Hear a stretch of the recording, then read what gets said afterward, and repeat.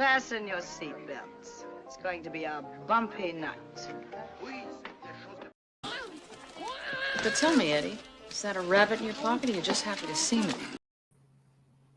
Okay. I will come on camera, so do not worry about that. I am in costume, which is why I'm off camera right now. I sent the link to Steph about 8:20. She's been sending me reels practically all afternoon. They were friggin' Wicked themed reels on Instagram, so I know she's awake. I know she's like, not busy or anything. Sent the link, and I'm like, okay, just jump in when you can. Because I waited 5 minutes, jump in when you can. Because I don't want to wait too long, since she never really responded. All right, but we will be talking about Wicked when she joins, because I need her input on some things, since I never read the book, nor did I ever see the Broadway musical, so I'm coming at this as a complete normie. The only experience I have is with the original story. It's with the original story. So I need her here because there are some things that I cannot reconcile with the plot of this to what, even though I know it's a reimagining, I know it's like a different take and things like that, but there are things that, like, for me, I'll just come on camera so you can see what I'm wearing. There are things, all right, that I cannot reconcile. And the reason why I cannot reconcile them is because, yes, I know this is a different spin, this is a different take on the story. Basically, it's kind of like a prequel to the events of Wizard of Oz in a way, but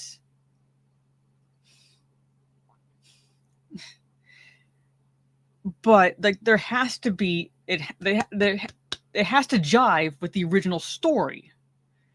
And there are some things I just cannot get over as a result of that. Yes, I'm Dorothy. I'm not Wendy's. I'm Dorothy from The Wizard of Oz.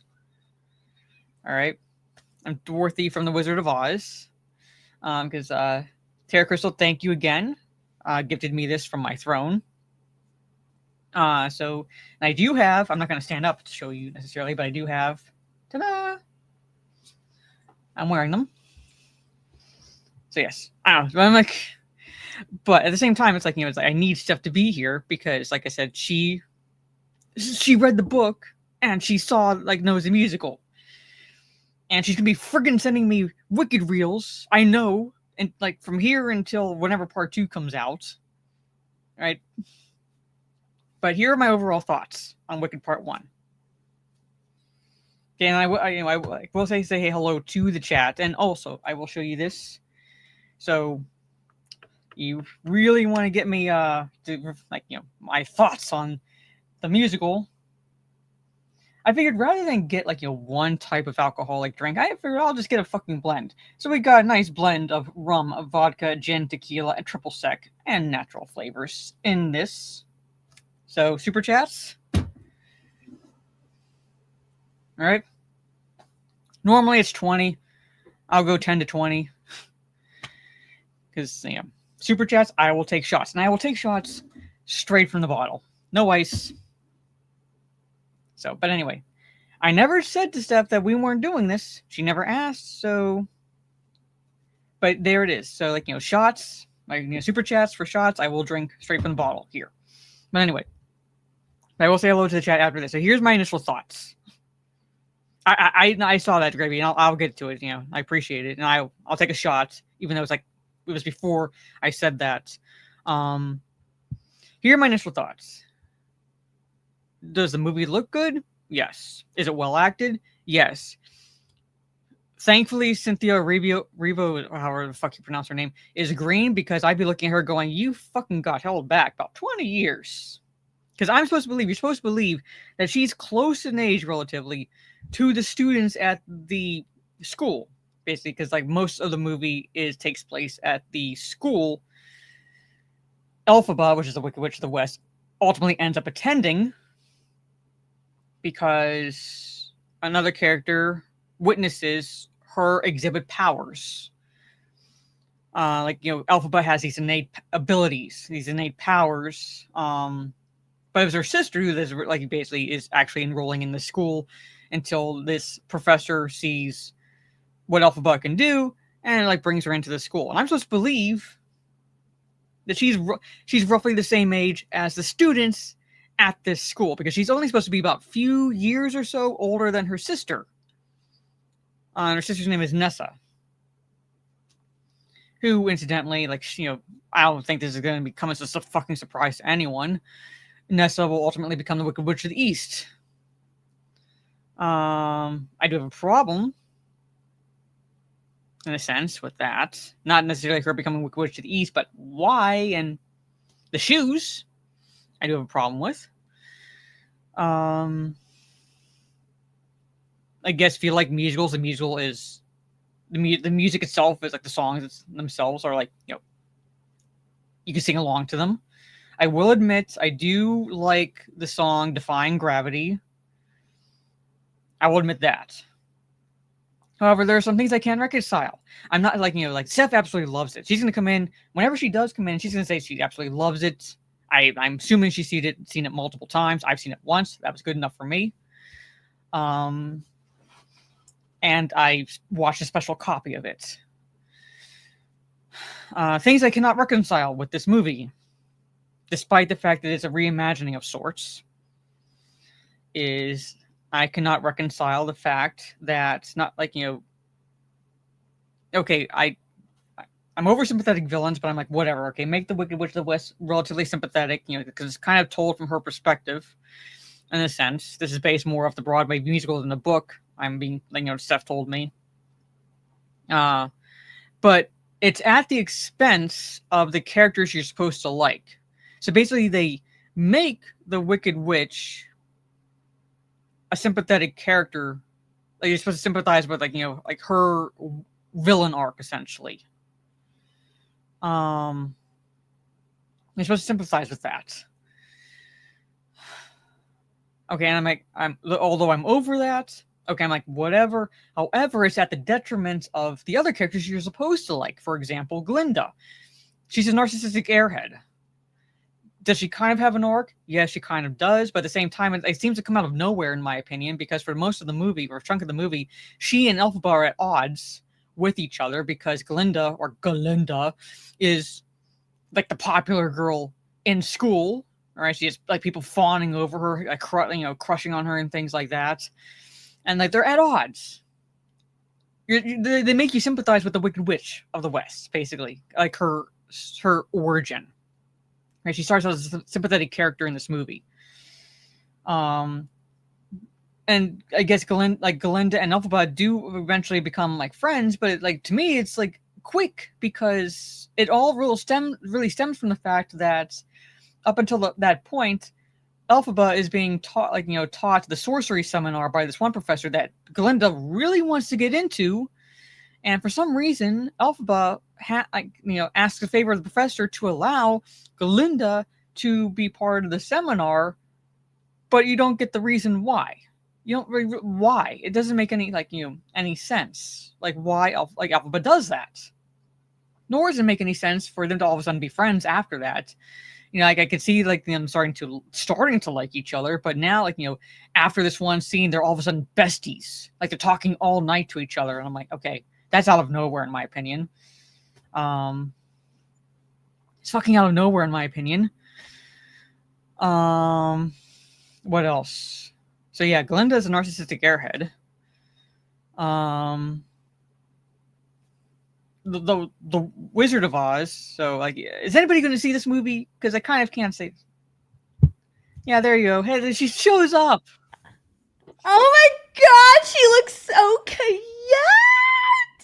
Okay, I'm gonna say hello to the chat. I was giving my initial thoughts. We're going to talk about Wicked. Wicked! Yes. Oh god, she's been a pattern with the reels today. Hello, Trey. Good to see you. Gravy D. Hello. Last Toxic Male. What is up? Daniel Stewart. Good to see you. Tazran. Hello. Unlimited Goon Works featuring Last Toxic Male. Hello. Time to goon. We goonin'. Don't. Capinova. Hello. Wicked. Mike Hill. Good to see you. $10 super chat from Gravy D, and I'm gonna take a shot to this, even though it was before I said, I'll show you. This is what I got, Steph. I figured rather than get one, I'll get a blend of all the fucking alcohols. I'm drinking some wine today. Yes. So. You okay? Say. I'll be right back. I'm gonna go put on my hoodie. Okay. Anyway, thank you for the super chat. No, I'm not going to do Mamma Mia 1 and 2 next. Okay. I have seen both movies. I do not remember the second one at all. JM Elite, hello. Psychotic Mongoose, hello. What is up? JO Studios. Yep. Let's see. Playing the whiskey, yeah. Mark Jacobs, hello. Tara Crystal, again, thank you for the Dorothy costume and along with the ruby red slippers. So appreciate it. I need Steph to come back because, like I said, there's some things I cannot reconcile with this plot. Let's see, Mr. Bentham, what is up? Psychotic Mongoose, there you go. Hello again. I've seen it once again, and that was enough for me. Hey, Phil, good to see you.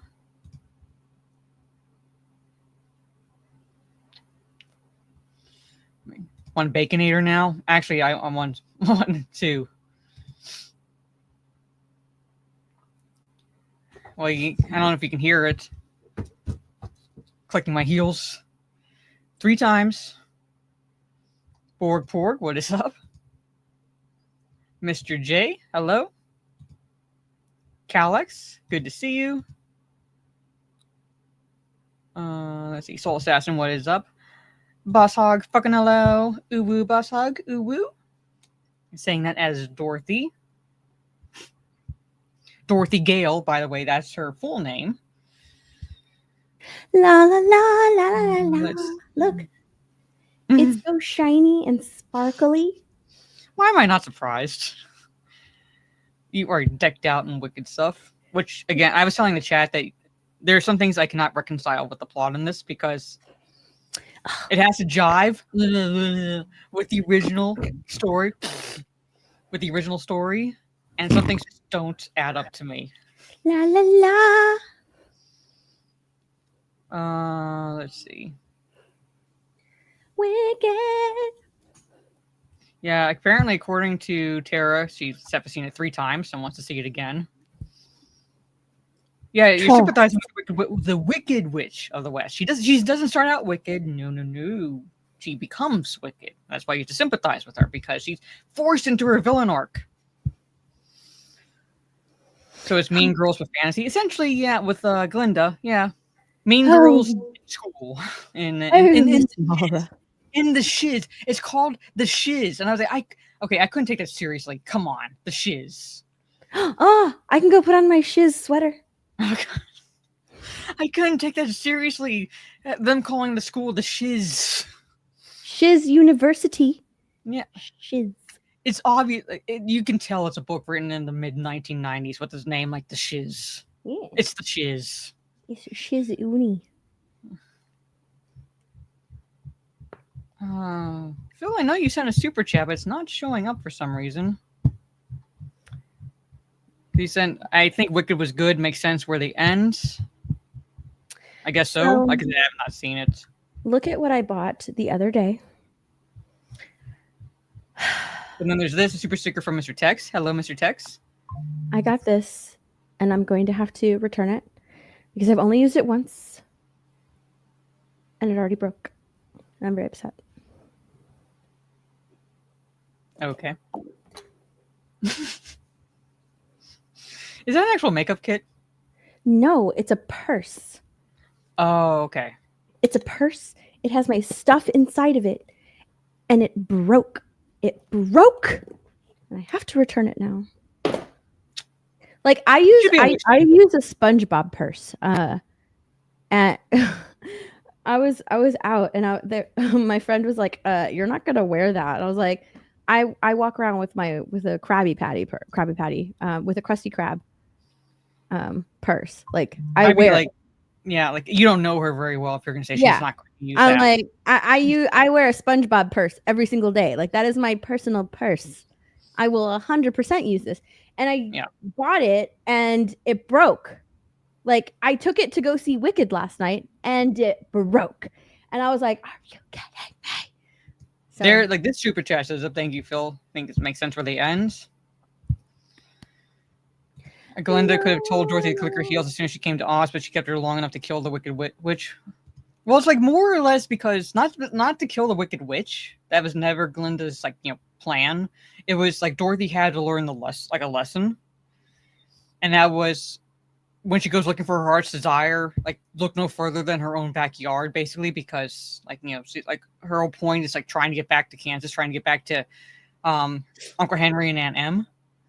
And so Glinda, yeah, sure, she could send her right back, basically, but it's like, no, you kind of got to learn a little bit of a hard lesson while you're here. That was a point, not so much that she could have sent her back. She could have easily done it, but yeah, that was a point.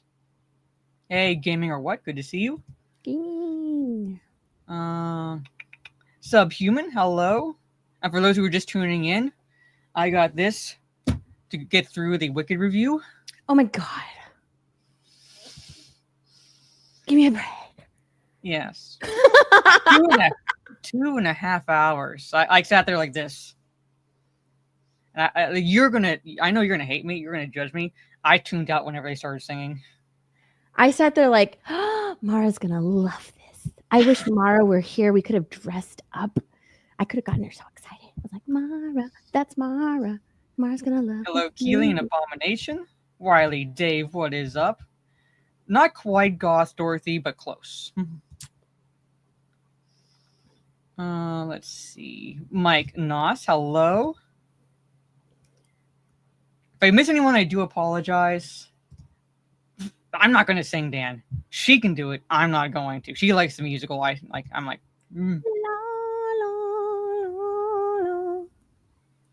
Let's see. Alejandro, good to see you. Greetings from Chile. I think I still have. I think somewhere in Chile I have family because one of my grandfather's brothers on my mom's side. What happened to YouTube side? Thank you. One of my grandfather's brothers, when they were immigrating to, from Syria. Actually, I should say one of my great grandfather's brothers on my mom's side, when they were immigrating from Syria, one went to Chile and just stayed there. So for all I know, I have family there. But good to see you, Alejandro. Does it even measure up to the OG Wizard of Oz? Well, that's things I cannot reconcile with the plot of this. Hey, Bill. Yeah. 10 on Super Chat from Mike Hill, and I will take a swig. What I find weird is that Glinda couldn't turn herself into a bubble, but Wicked Glinda needs a device to make a bubble. Mm-hmm. There's a reason for that. Yeah. Well, like I said, you're going to have to kind of reconcile some things because there's things I'm watching where that doesn't make any sense. Yeah, there's a reason for that.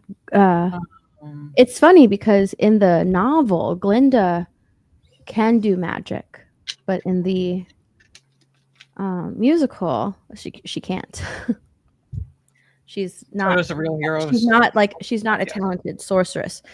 In the novel, she is, but in the musical, she's not. So the thing that she's writing in, that's a Wizard of Oz. That's the wizard's invention. Since he's like a tinkerer, he creates all that stuff. He created that thing that she rides around in. The bubble he created. That's the wizard's. That's an invention of the wizard. You find that out in Act 2 in the second movie. Okay. This is one thing that I cannot reconcile, and like I said, I'll get some explanation. But the Winky guards. There's things I cannot reconcile with those, with the plot in this movie. I do not need more Cynthia Erivo. No. Cynthia Erivo 8. What? Thankfully she's wearing the green makeup because I'm looking at her going, yeah, you got held back like 20 years compared to the other students, and she's supposed to be only a few years older than her sister. Yes. Tommy Doyle, hello. Again, if I do miss anyone, I do apologize. Another $2 super chat from Phil. Hello. Had to immigrate out of Oscar tomorrow. It's breathtaking. Thank you so much, Phil. All right, so. All right.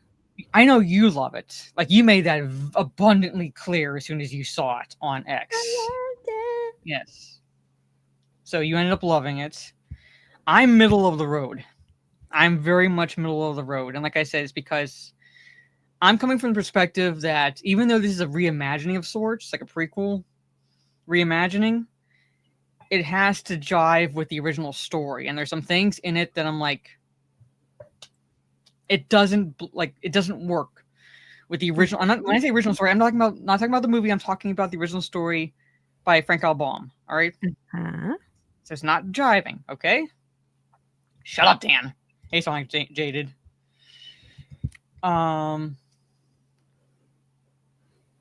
Anyway. What did you think about it, Mara? I want your initial thoughts. I'm going to give my honest thoughts. Okay. Like I said, I'm middle of the road. Okay. Now, did I hate it? No. Did I love it? No. I'm middle of the road, basically, because like it was visually beautiful. I will give it that. It was visually beautiful. It was well acted. All right. While I tuned out of the songs, the choreography was really good for them.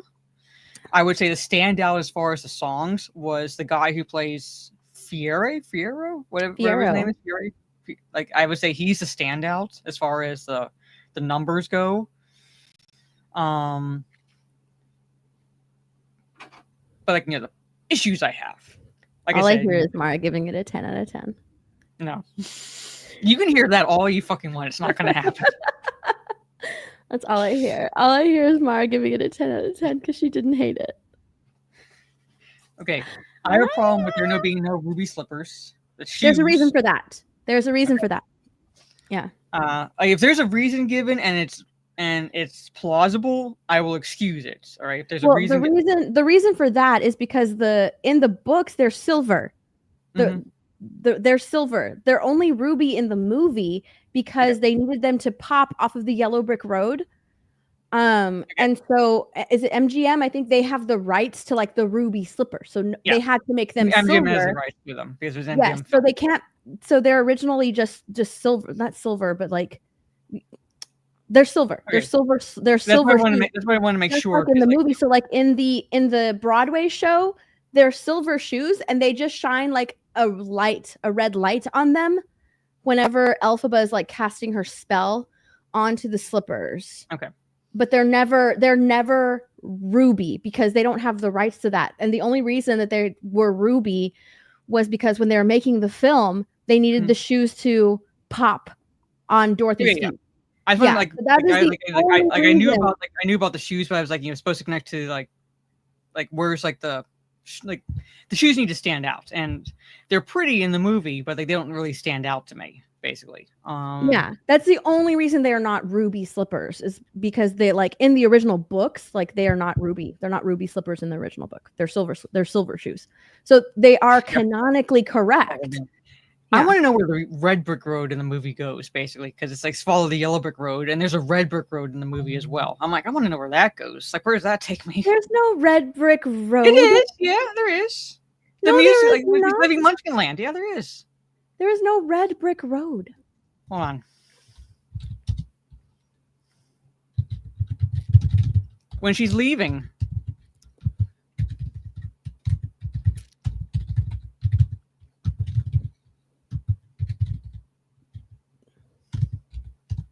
It looks like there's a road that's like around it. Mm-hmm. Oh, I need to in the film?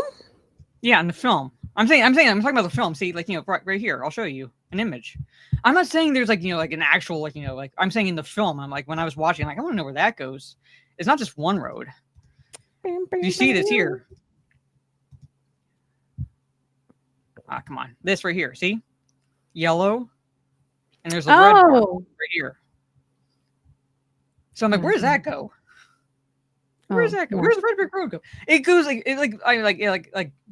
doesn't really go anywhere. But I'm like, I'm watching this. I was so confused. I was like, what? Oh, I get it. Yeah. Like, wait a second. I thought you were talking about Wicked. I was like, you're talking about a red brick road. No. Like in the Wicked, like he's trying to come up with the color of the road, kind of like leading to Emerald City, and like eventually, like they're gonna settle on yellow brick road, basically. Yeah. Narnia. It goes to Narnia. Culture Casino. Hello. This according to the auto tune source. Yeah, I know. Like the interview, basically. Okay, so, but the Winky Guards. All right, now, like I said, like I had never read the book, never saw the musical, so whatever issues I have that don't seem to reconcile with what I know could have been explained if I had read this shit. The Winky Guards, they're essentially slaves to the Wicked Witch of the West. They're not loyal servants. Like they're forced into servitude to her. Same with the Flying Monkeys. So I'm looking at this going, Fiyero is going to be part of the Winky Guards. Does that mean they're going to have the Winky Guards voluntarily follow the Wicked Witch because they have a connection? He and Fiyero and Elphaba have a connection. So the Winky Guards, I don't think. A while ago, Mike. Yeah, I did see it. Mm-hmm. The guards you see, if you watch the movie, all right, they're the green face guards. Yeah, they're called Winky Guards. Basically, they're a different, they're a separate species, like humanoid species, basically, and they're called Winky Guards. And that's what Fiyero is going to be part of, because they're a separate kind of separate organization or group. But they are called that. Trust me, they are called that. So Fiyero is from Winky Country. Yeah. Okay. And they are mostly like soldiers, but we don't see them. We don't. Okay, see them. Because like I said, that's what's not really exactly jiving. The fact that, he's from. He's the chief effectively enslaves them to serve her at her castle, and they have a connection. So I'm like, is he going to voluntarily serve her, or is she going to actually enslave them as she does in the story? Oh, shut up, Dan.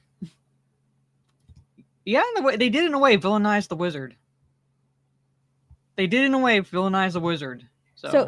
Fiera's from Winky Country, which is why everybody when he turns around to Galinda and he tells her that that's where I'm from, she's like, sweet Oz, because it's very rare that you get someone from there to at Chiz University, because I don't want to say they're savages, but they're very militarized.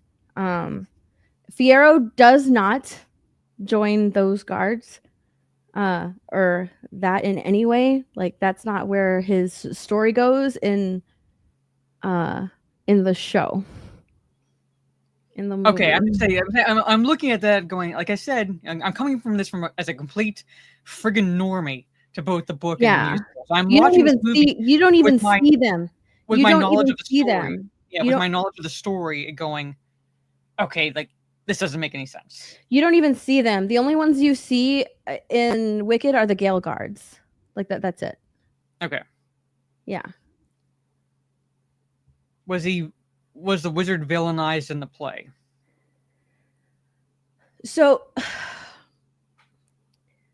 it's not that the wizard is villainized. It's the story of are you born wicked, or the decisions that you make can be wicked decisions. There's good and bad decisions, and your path takes you along different the decisions that you make can put you in different spots, which is why it's neither black nor white in the movie or in the play, because Elphaba, Madame Morrible, the wizard, Glinda, Bach, all of these characters make all of these decisions that you can be portrayed as terrible decisions.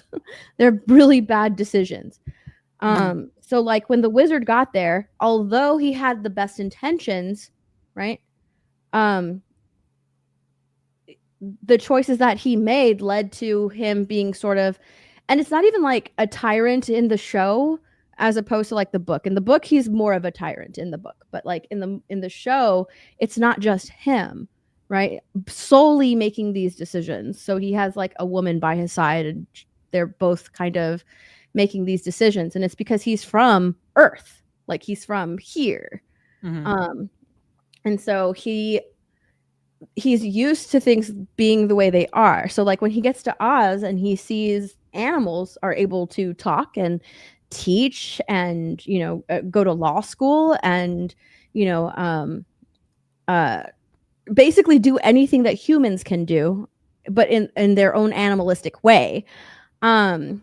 He finds that to be perverse. He's just like, that's not right. Animals shouldn't do that. So he brings a little bit of Earth to Oz. And so that ends up being the sort of the conflict in the movie, because Elphaba, the Wicked Witch, was raised by an animal because her father shunned her. He's like, I don't, you right? So like the father's bad decision led to Elphaba being raised by an animal. So like she was raised by a nanny who was a bear. And so now she has a soft spot for animals. And and like it's not even just like I know people are like, oh, okay, so another man made a bad decision. Well, like Elphaba's mother had an affair, and that's how Elphaba was born. Like that's not her father's daughter. He doesn't know that. He thinks that it's his daughter, but like the mom had an affair, and that's how Elphaba was born. You know, so it's all of these people making all of these terrible decisions. It's not just one evil person. So I understand how like people are like, oh my gosh, another villain. They turned the wizard into the villain. Like, I honestly think that like the wizard got to where he was because he lied. Like even in the original movie, you know, he's a liar. He's not the great and powerful. He's not a wizard, even though people think that he is. He is a liar. He's kind of a charlatan, right? Yeah. I get that. It's just like, you know, like Dorothy could come to terms with the fact that they were talking animals, but for some reason he couldn't. Because, like, you know, like Dorothy's like obviously like, you know, one of her companions is a talking lion. So she's also very young, right? So it's kind of like, oh my goodness, she's also very young, whereas the wizard is an older man. So I think that like Dorothy being young makes her more prone to, you know, things that are magical. I know, I get that. Like, you know, in the original story, it's a dream, basically. But, like, this is, like, coming from the premise of, like, what if Oz actually existed sort of situation, and Dorothy was, like, the Twister sent her into Oz, basically. You know, and that's why the Yellow Brick Road was made, right? Because he wants to bring in things from where he's from. We have roads here. And he's like, you know, we need to bring in roads, and all roads lead to me. So that's why the Yellow Brick Road was made. So, and then here, we'll just. So, I don't think that it's just. It's not just black and white. Like, oh my gosh, good and evil. I think all of these bad decisions. Well, I get that. Yeah. Like right now, I'm middle of the road because there are things where it's like if there's a plausible explanation in part 2, then I'm like, all right, okay. Like, well, I'm not exactly saying I'm going to change my mind and absolutely love it, but I'm at a point where it's like not like there's some things just don't make any sense to me. Mm-hmm. Like the flying monkeys.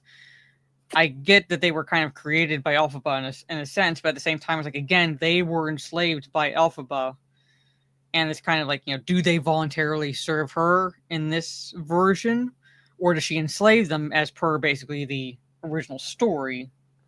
So they don't. She doesn't enslave them like the original story in the show. In the show, she treats them with more kindness, right? Because the wizard does not like animals talking, which is why none of the monkeys talk. They understand him. They understand him fine. They're his personal guards, right? But he doesn't treat them like humans. He treats them like animals, which is why they're not allowed to talk. They have families, you know that, because Madame Morrible is like, if you ever want to see your family again, then you'll do as the wizard says. So Elphaba doesn't enslave them because she treats animals differently. In the show, she has like one personal rotisserie. She has one personal one that's like her own sort of companion, I guess, for lack of better words. He's like her own companion. I don't know how they're going to turn them on her side, how they're going to show that in the movie, because they never really show that in the play, right? In the play, she turns them all into flying monkeys, and then after that, you only see her with Chisari. So I don't know how they're going to show them coming like on her side. I don't know how they're going to do that, because in the show that you don't even know. We're talking about Wicked, Jacob Watt, because I need the expert here to explain some things, because I've watched all 2.5 hours of the movie, and I'm like, sober, by the way, fucking sober, by the way, watched it. So Mike spelled my name. I think I deserve a super chat for that, basically, to take a shot, because I watched it sober. But anyway. The Munchkins. Okay, you gotta tell me, why are their Munchkins taller than Glinda? Because some Munchkins are small and some are regular sized people. They're just short. So in this Oz universe, in this Wicked universe, in Munchkin Land, some are small and some are like just short people, like me. I would be considered a Munchkin in Munchkin Land. That's why, yeah. So in Gregory Maguire's Oz universe, Munchkins are either short people or they can be like regular sized people. They just live in Munchkin Land. Okay, that's what I was saying. Because I'm like, the character Bach is from Munchkin Land. And yeah, he's from Munchkin Land. He's from Munchkin Land, and he's just short. Okay, which is why he's always like standing on books or using something to stand on to make himself taller, because he is from Munchkin Land. So people there are either short or they're little people. They're small. Secondly, like, please tell me there's a plausible explanation as to why Nessa becomes Wicked Witch of the East, because that's gonna be what happens. She's the sister of Elphaba, and please have it not be the fact that she's jealous of Glinda because Bach has the hots for her. Please tell me that there's a plausible reason why she becomes. I really, really, really want to I'm really curious. Like, I want to know how they're going to do this, because they hired an actress who is wheelchair bound. Like, she is wheelchair bound. And she, she's very proud. Like, I'm glad I'm, being represented in Wicked. But in the show, she ends up walking. Okay, that's why. Because again, I need to know. There's some things that I'm looking at she's wheelchair bound. But she had a house drop on her, and her feet are sticking out from underneath the house. So I'm like, in the story. Yeah. So the shoes that she wears, the slippers, right, that her dad gives her, that were originally her mom's. Elphaba casts a spell on them to help her walk. So she's supposed to be walking in the movie. And I'm kind of curious as to how they're going to do that, because in the show, it's just in the Broadway show, it's an actress and they put her in a wheelchair and then she stands up, right? She starts walking. There was a comment here where she ends up becoming the governess of Oz, and that is because her father, her dad, is the governor, or is it a governor? A governor of Munchkin Land. Yeah. So not of Oz. I said of Oz. So she ends up becoming the governess because her dad ends up dying, and she ends up being incredibly resentful of Elphaba, and she ends up enslaving Bach. Because if you haven't noticed, Nessa Rose grew up incredibly spoiled because I'll do it again, Mike. Anyway, go continue. Because she is her father's favorite. So she grew up incredibly spoiled by her dad. And I mean, automatically, this one boy shows her some attention and she's like, we deserve each other, we're meant to be together, you're mine, right? So you're mine, that's it, you're mine. And so she ends up enslaving Bach, and Bach doesn't love her. He does not love her. He's just there for her, and he eventually, once Elphaba casts the spell on her shoes and she starts walking, Bach looks at her and he's kind of with her out of necessity. He sort of helps her because she's wheelchair bound and her dad died and all of that. But once she starts walking, he's like, oh my gosh, I'm free. You can take care of yourself now. I don't need to be here. And she gets upset and she takes the grimoire from Elphaba and she starts just kind of like attempting to read it, and she casts a spell on Bach. But she's a very like harsh governess, and she rules Munchkinland that way. So she's already kind of evil because she was raised so spoiled. And they don't exactly depict that well in the first part, at least. No, by the end, you saw it towards the end, right? Towards the end. You saw it towards the end because towards the end, I'm like, that's what I'm thinking. Like, please tell me there's an actual reason other than I'm jealous of Linda, basically. Yeah. So then, like, she looks at Bach and she like gets upset because he's hers, you're mine, right? And then she like rolls away, and then her dad dies. So she's already and she's listening to the radio and Madame Morrible saying what happened, lying to everybody, and she's starting to grow resentful of Elphaba, and then she starts blaming Elphaba for her dad's death. So like all of that happens to lead her to have like a very cold exterior and sort of govern Munchkinland in that way. Okay. And then Bach attempts to leave, and she sort of casts a spell on him. And after she does that, like she dubs herself the Wicked Witch of the East because of all of the evil that she has done so far. Okay. In the OG, if you're referring to the movie, in the OG, in the original film, it was little people, but they mixed in child actors in with the little people to fill out Munchkinland, basically. So they weren't tall. Like every one of the actors portraying the Munchkins were shorter than Dorothy and Glinda, but it was a mixture of actual child actors and little people in the original movie. Where was it? And yeah, Wickedest Steps, like Lord of the Rings, basically. So like we're like my Lord of the Rings, Lord of the Rings is like your Lord of the Rings. Your Wicked lore videos, basically. So you're mine. I think like those were the only thing. Like I wasn't I wasn't a fan of how they portrayed the wizard. Even though I know he's a charlatan, I know he's not. Like, yeah, I think that like I didn't have a fight, but like I had a debate with somebody over this, and I think it's because like we are so highly hyper aware of movie making right now. And so I think that if you're unaware, because I see a lot of people just now learning about Wicked, right? Because they haven't seen it on Broadway. I've seen it 5 times on Broadway. Like I've seen this movie, I've seen the show a lot. And a lot of people are just now for the first time discovering Wicked, which is why a lot of people are like, oh my gosh, Ariana Grande is like the standout performer from Wicked. And it's so funny. I did see the 2 cameos. I'm like, at least and know it's that. So funny because like every beat for beat, the jokes, I'm not even joking. A lot of the jokes, a lot of the actions, a lot of her movements, that is straight from the Broadway play, like cherry picked onto the movie. It is all of those jokes. They're all in the show.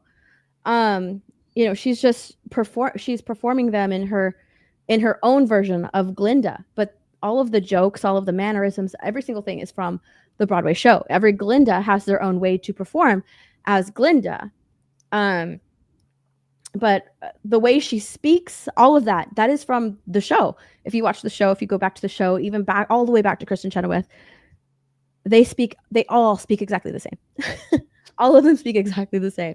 And I love that. I honestly I love that about people now discovering Wicked, but people now discovering Wicked, especially right now, and where people are hypersensitive to the way filmmaking is made today, are going to be like, oh no, it's another villain being sympathetic villain, and an evil white man in the movie, and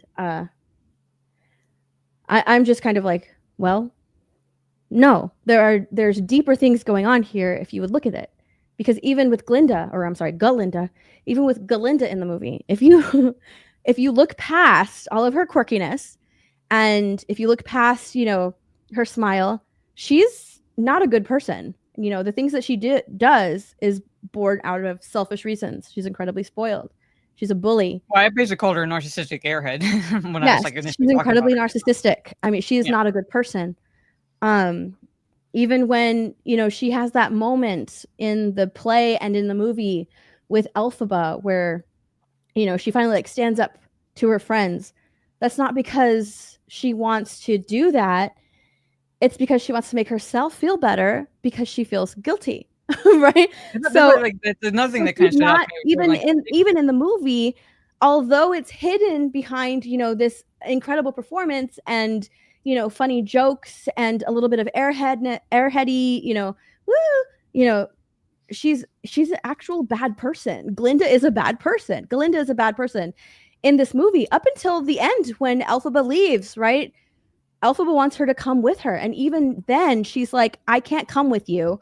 You know, I have my own ambition. Like, I want to be with the wizard, even though I know that he is a charlatan, that he is a bad man. I still want to be with the wizard. Mm-hmm. So up until the end, she's not making good decisions. So like Galinda in this show, in this movie, is a bad person, you know, but they have this friendship because she's the only person to ever show Elphaba any type of kindness, even though it's selfish to begin with. Even though it's a selfish sort of kindness, yeah. She still shows her some kindness in front of everybody. She still kind of like takes a stand and says, you know, stands up to her friends, even though it's done for selfish reasons to make her feel better. She still kind of does that for Elphaba. So, and she, you know, Elphaba's like, oh my gosh, I finally have a friend, which is something that she's never had before. So, it's not all black and white. Like there's no like truly evil person. Because even Elphaba, even the wizard, like at the end of, I guess, the second movie, you know, he's not all bad. Like, so for people to be like, oh my gosh, it's just an evil man doing these evil things, and that's why she's evil now.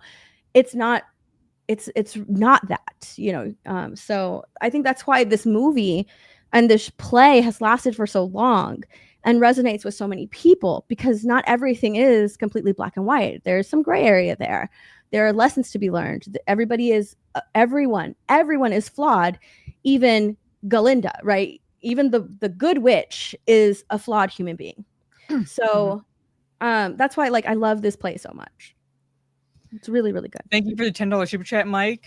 To Mara suffering through dressing like a can. I didn't suffer. I mean, I'm dressed like Dorothy Gale from Kansas.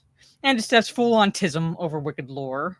And a $5 super chat from Mike Yell. Question: if Wicked Witch melts by water, how could she cry without melting? I'm wondering how she got a bath without melting. Quite frankly. So I will tell you this. Do you want, like, I mean, the play's been out since 2003. I don't think that I'm spoiling it. I mean, I would be spoiling it if, you know, if you don't know the Broadway show. In the book, in the book, I'm mostly going to read the book instead of has, watching the Broadway play. So yeah, in the book, Wicked, Elphaba has a water allergy. Okay. Yeah. So when she becomes Wicked, she develops like a water allergy. No, she was born with a water allergy. She has a water allergy. Yeah, which is how Dorothy was able to kill her, because she has a water allergy. So like in the book, Dorothy goes, like, the wizard, you know, tells her to go and kill Elphaba, right? Go and kill the Wicked. Yeah, and Dorothy ends up like, she's not going to kill the Wicked Witch. Like, she's not going to do that.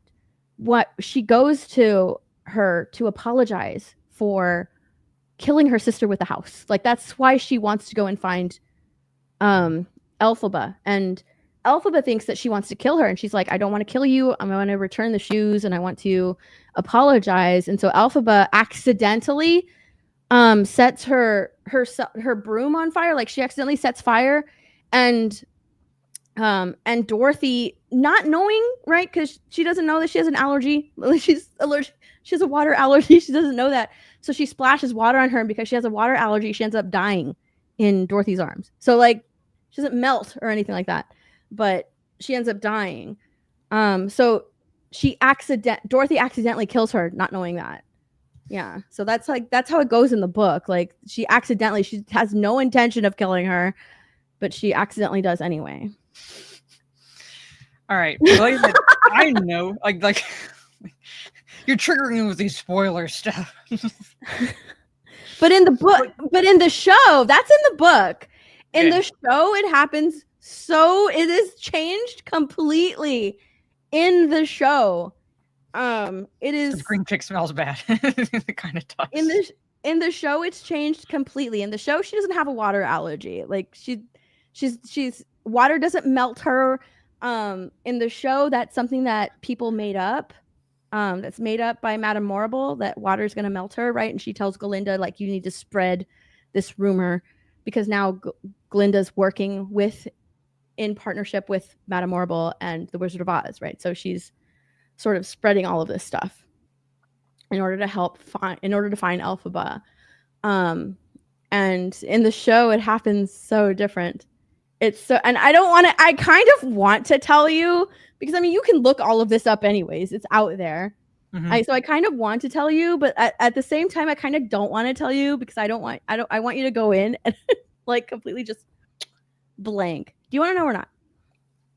I'll wait for part 2 and see. Okay. I won't say anything. This is based on the musical, so it's like you're saying it's different from the book. If I read the book, it's so.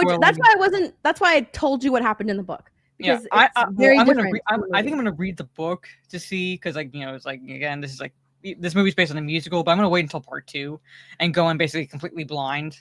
Oh my gosh! If you read the book, just be prepared. All right, I'm just saying. I think my sister has a copy. I'm just gonna borrow it from her basically because she read it. Yeah, be prepared. There are bits and pieces that are like the show. There's a lot that's not like the show. A lot. Yeah. I know you're already blank, Gravy. You're already blank. I have to finish the story. Yes, I have to. I'm waiting for part 2. I'm waiting for when's part 2 come out, by the way? Like, is it next year? Next year. Yeah. All they right. filmed it all together. So it's all done. That's what I don't understand about some like movies nowadays, where it's like, at least Lord of the Rings figured it out. Film everything together and then release it a year apart, basically. Yeah. Yeah. They filmed everything, so it's just a year apart. Oh my gosh. I did not know that they recalled the Wicked dolls, the ones that had the porn site. Please tell me you did not give them away. Like, you did not. I didn't. I still have them, and they're still in packages. But I was looking for a Starbucks cup because I missed.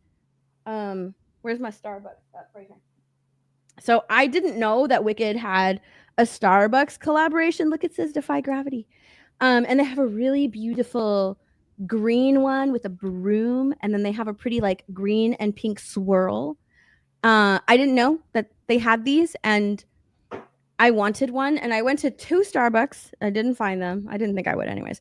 But I went to Mercari, which is where I find like stuff that just sells out, and I look at Mercari for a reseller because I know it's terrible. I wanted to see how much the resellers were selling them for. And I saw the Wicked dolls. These 4 dolls that I have behind me. Someone is selling them for $1,100. $1,100. Yeah, keep them. I was like, are you kidding me? I don't Are know you freaking kidding me?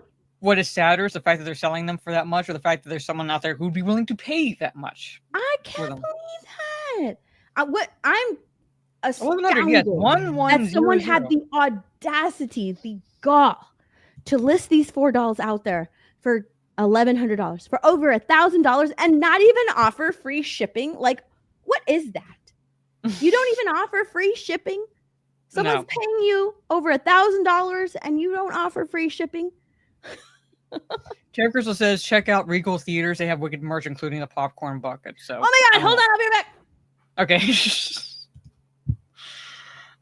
Yeah, yeesh. I'm just like loving the fact that they printed a porn site on the back of the packaging. They fucking printed a porn site on the back of that packaging. I almost want to go out and try to find that packaging. So I got this. This is a cup. That's a cup? Yeah, How's it? It's a cup.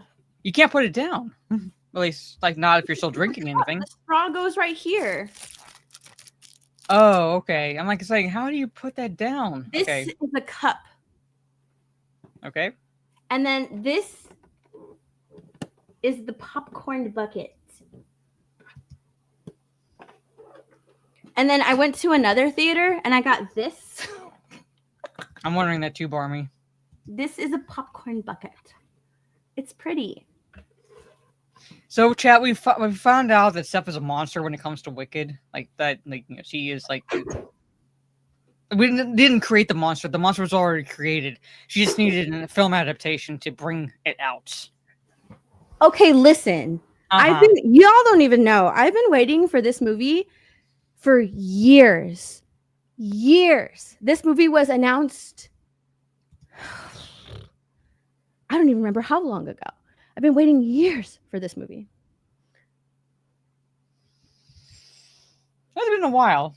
But anyway, like I said, I did not hate it. I did not love it. I'm waiting for part 2. Because if they at least have plausible explanations and everything, then I might amend my feelings towards part 1. But right now, I am really middle of the road. I don't hate it. I don't love it. All right? Don't hate it. Don't love it. I will admit this, and don't you dare say anything. I do like Defying Gravity. I do like that song. All right? Yes! I do like that song. That song I did tune into when it was playing in the movie. I did like that song. Other songs I kind of tuned out of, basically. But that song I did like. That's a win. That's a big W. Yes. Mara liked one song. That's a win. Yeah. Mara saw a musical and she didn't hate it, and she liked one of the songs. Did you cry? I don't know if I want to admit that or not. She cried. Maybe a little tear came out. She cried. How because I was actually watching it sober. Mid. I was watching it sober. I'm honest, that's my story. I'm gonna stick it to it. Cried. Bro, I was bawling. So anyway, like I said, like there were some things. Like I said, I haven't read the book. I'm coming from a complete Norman, which is why I needed you here to explain some things, because I'm like, this does not jive with what I know, basically. So yeah, that's a fucking Steph dub. Mara crying. So despite the fact that you all believe I have a heart of stone, no, that's not true. And this woman here can attest to that, basically, because I, like a good friend, like a true wingman, I watched this movie for her. That's right. So I do not have a heart of stone. I could have said no. I'm not watching this, but I watched it for her. So I literally did watch 2.5 hours. After she cried, she looked over at whoever was sitting next to her and like slapped her in the face. Actually, if someone was sitting next to me, I would have slapped her in the face. Oh my god! Hey, how was your theater? Was your theater packed? Because like, I don't know. I watched a special copy because I was like, I don't know if I want to spend money on it. Oh, okay. Like that's why I said if someone has been sitting next to me, I likely would have slapped him or her across the face. Oh my god, Mara, you would have been bawling if you saw it in the theater. Oh. I might. Okay, this is a might. This is a strong might. I might watch it again when it comes to streaming, because the special copy is like basically one of those cam versions. Yeah. So, like I could not tell what they were saying sometimes. All right, but I got a special copy. I watched a special copy, but I might watch it again just so I understand what they're saying. Oh my god, you didn't understand what they were saying?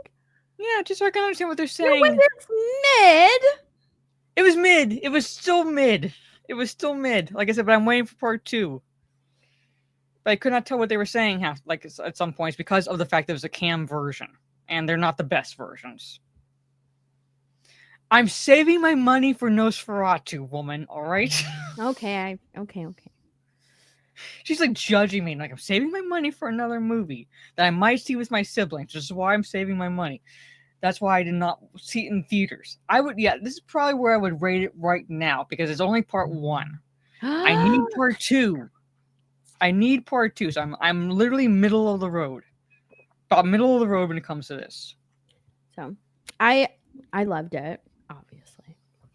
Right. Now I will say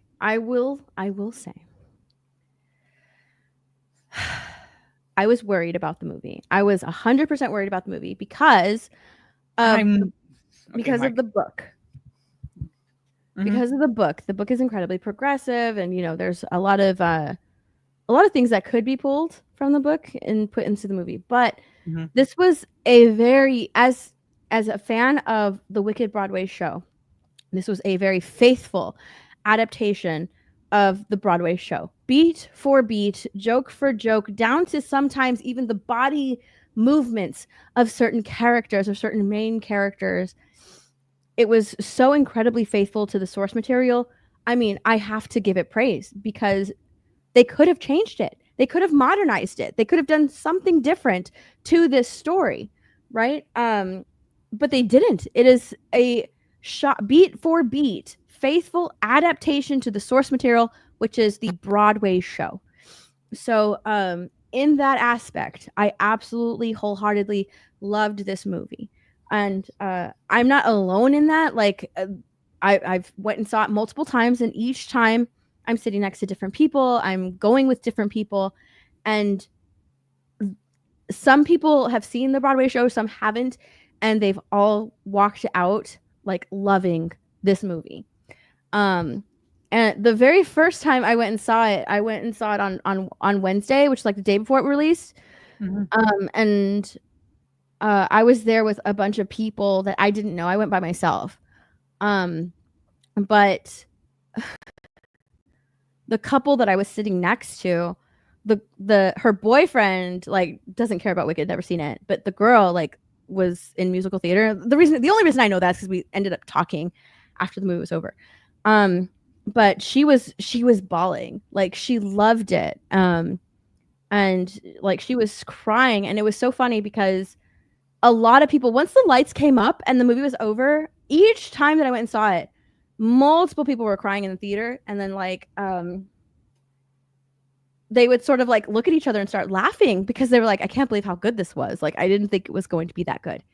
And so like the very first time I watched it, the lights came up and I was crying. I couldn't believe how good it was. And I sort of like looked over and me and this girl started laughing. And then like the girl in front of us like looked behind us and she was crying and she started laughing. And so it sort of like ended up being like this impromptu like gathering of people who've seen Wicked on Broadway and who are like musical theater fans or who've always wanted to see Wicked and never got a chance to see Wicked. And we just sort of started talking there in the movie theater. Like it was really cool. But this movie is 100% for the girlies. I honestly think that it's such a good movie that, if you can tolerate musicals, you might like it. Like you might like it. The thing is, I don't hate musicals. I can tolerate them because there are musical movies that I do like. It's just not a genre I gravitate to. So it's like I don't hate them. I just don't sit down and go, oh, it's a musical, I'm gonna like watch this necessarily. It's more or less like, oh, I like this movie that happens to be a musical, basically. And there was something up here, Gravy. I need part 2 because there's some things in the first part that I'm like, I need an explanation to because it's not adding up. Because I'm like looking at this from like a storytelling perspective, and I need the part 2 to complete it. And I'm like, well, if they give a plausible explanation, I'm not exactly chomping at the bit to watch part 2. She is. I can wait, but there's some things that don't add up. I will throw you under the bus, Gravy. Anyway, I do have Mental says I just learned that Wicked was a book before it was a musical. It was. Yeah, it was. I did know that. A book by Gregory Maguire, and it came out like in the 90s. Because my sister read the book. She read the book. I don't know if she's seen the musical or not, but she did read the book. Yeah. I like Blues Brothers. I like the producers. I like Funny Thing Happened on the Way to the Forum. I do like Singing in the Rain. I do like that movie. I feel like there are like movies that happen to be musicals that I do like. So but my favorite, the actual Broadway musical, I like the Johnny Depp version. No, I didn't mind the Johnny Depp version. It's not horrible, but I'm like, the actual Broadway version I prefer over the movie, Yeah. basically adaptation. I didn't mind Sweeney Todd. Johnny Depp's version. But yeah, so what was I gonna say? I'm guessing because it was public domain at that point. These. I think so. Yeah, because at yeah. that point, like, when was the original book come out? Because it's so. like 100 years, and it becomes public domain. So if it came out in 1995, then the original book would have been like in the mid 1890s. So by the time the Wicked book came out, it would have been public domain if that was the case. So, Nightmare Before Christmas I do enjoy. That's a musical. That's songs. Danny Elfman does the singing voice of Jack Skellington. I do like Nightmare Before Christmas. I enjoy that. Michael, $5 super chat. What I find weird is that Galinda changed her name to Glinda because that's the way her Go teacher pronounced it. Well, that was like also another selfish reason because she's like kind of calling attention back to herself when she does that. Well, she's trying to get back in. She thinks that Fiyero liked the goat, right? Otherwise, well, he did. There can't be any other reason why he's not paying any attention to her. But he did. So in order for her to get Fiyero to notice her again, you know, she's like, I'm going to take a stand, right? She's pretending to care about this cause that she thinks that he cares about. Does that make sense? Like, because he doesn't really care about it. He's actually like in love with Elphaba and is, or he's taken a liking to Elphaba and feels guilty about that, which is why he doesn't really, isn't really affectionate, isn't really around much for Glinda and she thinks that's because he cared about Dr. Dillamond. So in order for her to get back into his, not good graces, but in order for him to notice her again, she takes a stand with him because she thinks that that's his reason for wearing the poppy flower for, The only thing I've seen that's in line with the Wizard of Oz book is the shoes. But other than that, not really. Not entirely, let's put it that way. It takes liberties with certain explanations. And what I've seen, I would put Wicked in the fan fiction category where it was in for a very long time. It was considered the most famous fan fiction of all time. Now people are saying it's not, but it was. It started off as fan fiction. Now people are saying like, no, it's not fan fiction, but it used to be dubbed that. Like it was a fan fiction. I wouldn't exactly call Spinal Tap a musical because it's actually a mockumentary about a group. Like a rock group. So it's like, they do perform songs periodically, but that's because they are a rock group and they're performing in concert. It's like not like they broke out in song in other scenes. That would be a musical. Spinal Tap I would not consider a musical. It's a good movie, but it's not a musical. Same with Mighty Wind. Not a musical. But there, so we're talking about Wicked. Okay, so those are our thoughts on the movie. Like I said, I did not love it. I did not hate it. I'm middle of the road. I'm waiting for part 2 because there's some things that just don't jive for me. And so forth. I have a few articles to cover over like real fast. Basically, we could spend most of the stream talking Wicked, which I know. Wicked. Oh, and you know what? I'm sorry. Cynthia Erivo was amazing. She was fantastic. She was incredible as Elphaba. I know a lot of people, including like some of the ladies that I stream with, they say that like she looks too old to be Elphaba. The way her hair is styled, the way the light hits her, the way the makeup and the face is done. She looks incredibly good as Elphaba. Like she kills it with every note that she sings. She's an incredibly talented actress. And I've always said that. I've always said that she's an incredibly talented actress. Mm-hmm. She might be a little bit over the top and diva in her personal life, but she killed it as Elphaba. I mean, she nailed the part. I do think she looks a little too old but that's in comparison to like the other students. I'm looking at that going, I'm supposed to believe that she's only a few years older than Nessa, and I don't really buy that. Performance-wise, I will give her the performance-wise. She did a very good job with the songs and in her performance. Basically, It just looks. I'm like, I don't quite buy her being only I a few years older 100% than buy her. it because if you look at all of the other students, even look at Fierro. He looks like an older dude. He looks like he's in his mid-20s. So I But 100% Alphabet looks buy like it. she's He in her does not look older 30s. But than Alphabet looks like all of she's these kind of in her students. 30s. But Alphabet looks like she's in her 30s compared to No, the other I don't think students. so at all. I think that the way they styled her hair, the way that, they did like her little freckles, she has a very homely look in the movie. And if you're comparing it to all of the other students, they all look older. It's like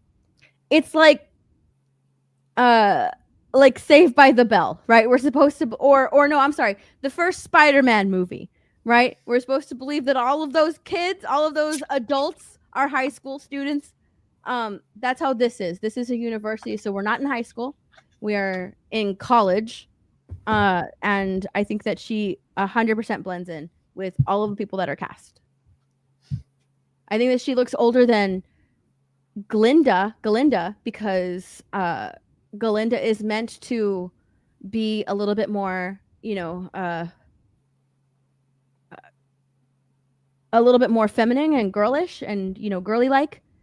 And with the way she moves, with the way she talks, with her high pitched voice, I think that she looks older than her, yes. But if you're comparing her to the rest of the students, especially with Fierro, who looks like a grown ass man in college, she blends in 100% with everybody else. So, like I said, I'm waiting for part 2. Is that coming out about the same time next year as the first part? So basically, like sometime in November, or are they releasing it like another month? You're on top of this shit. I'm not. No, it comes out around the same time. Yes, in November of next year. Yes. Okay, so I'm just saying. So okay, so I do have a few articles that we'll just like go over real fast.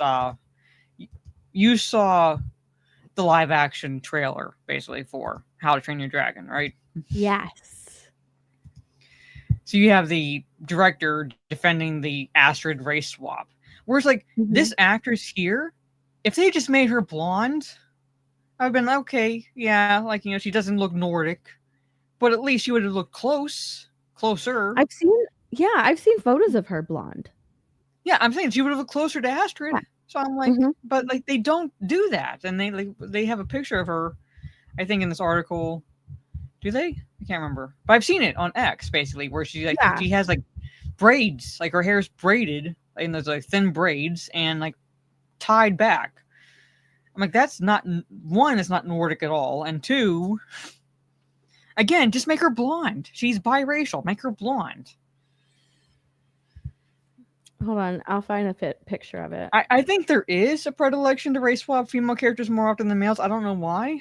I don't know why it is, and the director's defending it because okay, I'm not going to, when I say this, where I understand what he's saying, I'm not defending necessarily the race swapping. Where he said that they auditioned a lot of actors and they went with the best that auditioned. Okay, I get that. Maybe she was the best who auditioned. I don't fucking know. Okay, so I'm like, when I say that, I understand that. I'm not defending this, but make her blonde, and they make Rough Nut fat. I saw your tweet. Oh yeah, like right here. Like it's almost like looks like dreads. Like that's not Nordic at all. Right. Like they could have made her blonde. For whatever reason, they don't want to make anyone blonde, and it baffles me. I don't know why, because Rough Nut and Tough Nut, they're both blonde, along with Fish Legs. And Rough Nut, and they're twins, by the way. Rough Nut and Tough Nut, they are twins. Yeah. And even though like one's a boy and one's a girl, but they're twins. And why is she fat? Like I've known about Astrid's race swap for a long time. It was when they announced who was playing Hiccup. Oh yeah, I knew about that for a long time. They announced it. Yeah, we've known that for a long time. What I'm more upset about is like, why is she fat? And they also made her a redhead. She's not blonde. Fish Legs as well. If you look at back here's Fish Legs. He's not blonde either. And the actor playing him is Polynesian. I think he's Polynesian. Is he Polynesian? I think he is. Yeah. So I'm just kind of like, okay. And I understand, like, the director came out and said, like, well, this is an adaptation. This isn't a history lesson. And it's like, okay, I understand that. But it's an adaptation of an actual movie that came out. Right. Yes, noted. Then why make it at all? If you're going to do an adaptation And so far, I love it, right? I love the guy that plays Hiccup. I like the look. He's the only one that looks good. Toothless. And I love the look of Nut all looks of the good. He dragons. looks Why get Gerard Butler, who played Stoic in the animation? He comes back and plays the dad. He's gonna play Stoic. Why get him back, right? Like, yeah. If you're going to do that and get the guy that plays Stoic, if you're going to do Toothless and make him look like the animation of Toothless, if you look at the preview or the trailer, all of the dragons look like the way that they do in the animation. It is a shot for shot with the music and everything. The director of the animation's coming back, right? Then why do it? Why make it? If it's not going to be a faithful adaptation, then why do it at all? Exactly. And yeah, that's what I was saying. Is like she's biracial. She's like half Europe. Well, she's mostly European, but like she's like some African in her. If they just made her blonde, I would not have cared. Like she looks like she could pass. If they just made her blonde, but they chose not to do that again, which is like not an adaptation of faithful adaptation of the character, nor is it like exalt at all really accurate in the sense. To Nords. So that begs the question, right? If she's 3/4 European and 1/4 African, then they're like, oh, you have a little bit of black in you. We're gonna play that up. Yeah, I'm just saying it's why? Why though? Because you know what I mean? Because diversity. Because diversity pretty much is like all it really is, which is like, again, I would not have cared about this casting. I really like it. It boils down to I don't care about this casting. I'm more caring about the fact that they don't make her blonde. She could have passed. I've seen her with blonde hair. I've seen she could have passed. I've seen her with blonde hair. They could have totally done that. Yeah, they could have done that, and they chose not to. Which I'm sitting here going, then like with your question, then why make it in the first place? If you're not going to have to do a faithful adaptation of the animated film, which again, it's not like the whole point of an adaptation is you are adapting an original source into another medium. Why do it at all if you're not going to be even that faithful to it? Mm-hmm. If you're not going to even bother to be that faithful to it, then what else are you going to change from the original source to this movie because of reasons? Yeah, basically, what I want to know because of reasons. They made Rough Nut fat. They changed fish legs. He's no longer blonde either. He's Polynesian. That's way away from Nordic, European, even basically. So I'm like, no, I do. It was almost like they're scared to cast white actors with blonde hair, or they're scared to dye their hair blonde. Mm-hmm. Why? Well, we know why. Because then people would say, oh, this movie is way too white. That's what they would say. That's what they're afraid of. They're not going to say it out loud, but that's what they're afraid of. They're afraid of saying, well, this movie is way too white. But it would be a faithful adaptation, right? It's, oh my gosh. I was at Walmart the other day. And you know this story is true because I was at Walmart in the toy section looking for Wicked stuff. Okay. Shocker. But it was so funny because I was there with my niece and she was looking for Roblox stuff and I was looking for Wicked stuff. And I was just like, get whatever you want, right? It's like an anti day. But there was some kids there and dude, I wanted to be like, can you say that again into my phone? Because they were talking. There was like these little kids talking, and they're like, did you see the new How to Train Your Dragon? There's going to be a live action. And they're like, why? I'm not going to watch it. I don't even want to see it. I was like shocked because that's the demographic that they're after. And people are so over live action from like animation that even these young kids, the target audience is like so over it. I was like, can you record this for posterity so I can play this over and over again? It was no, so Polynesian wouldn't even be in that region because like, it's in the Nordic areas. Basically, it's like the Vikings are Nordic, so the Polynesians wouldn't even be in that region. They wouldn't even have found Polynesia yet, or that region. So there'd be no like. So like I'm saying, it's like, then why? Again, I know it's a rhetorical question. I know it's like we're asking, and they're not saying the quiet thing out loud. But then why? Basically. Mike says, well, that is hilarious. How old were these kids? They look like they were like in middle school. Okay. Yeah. They look like they were like middle school age.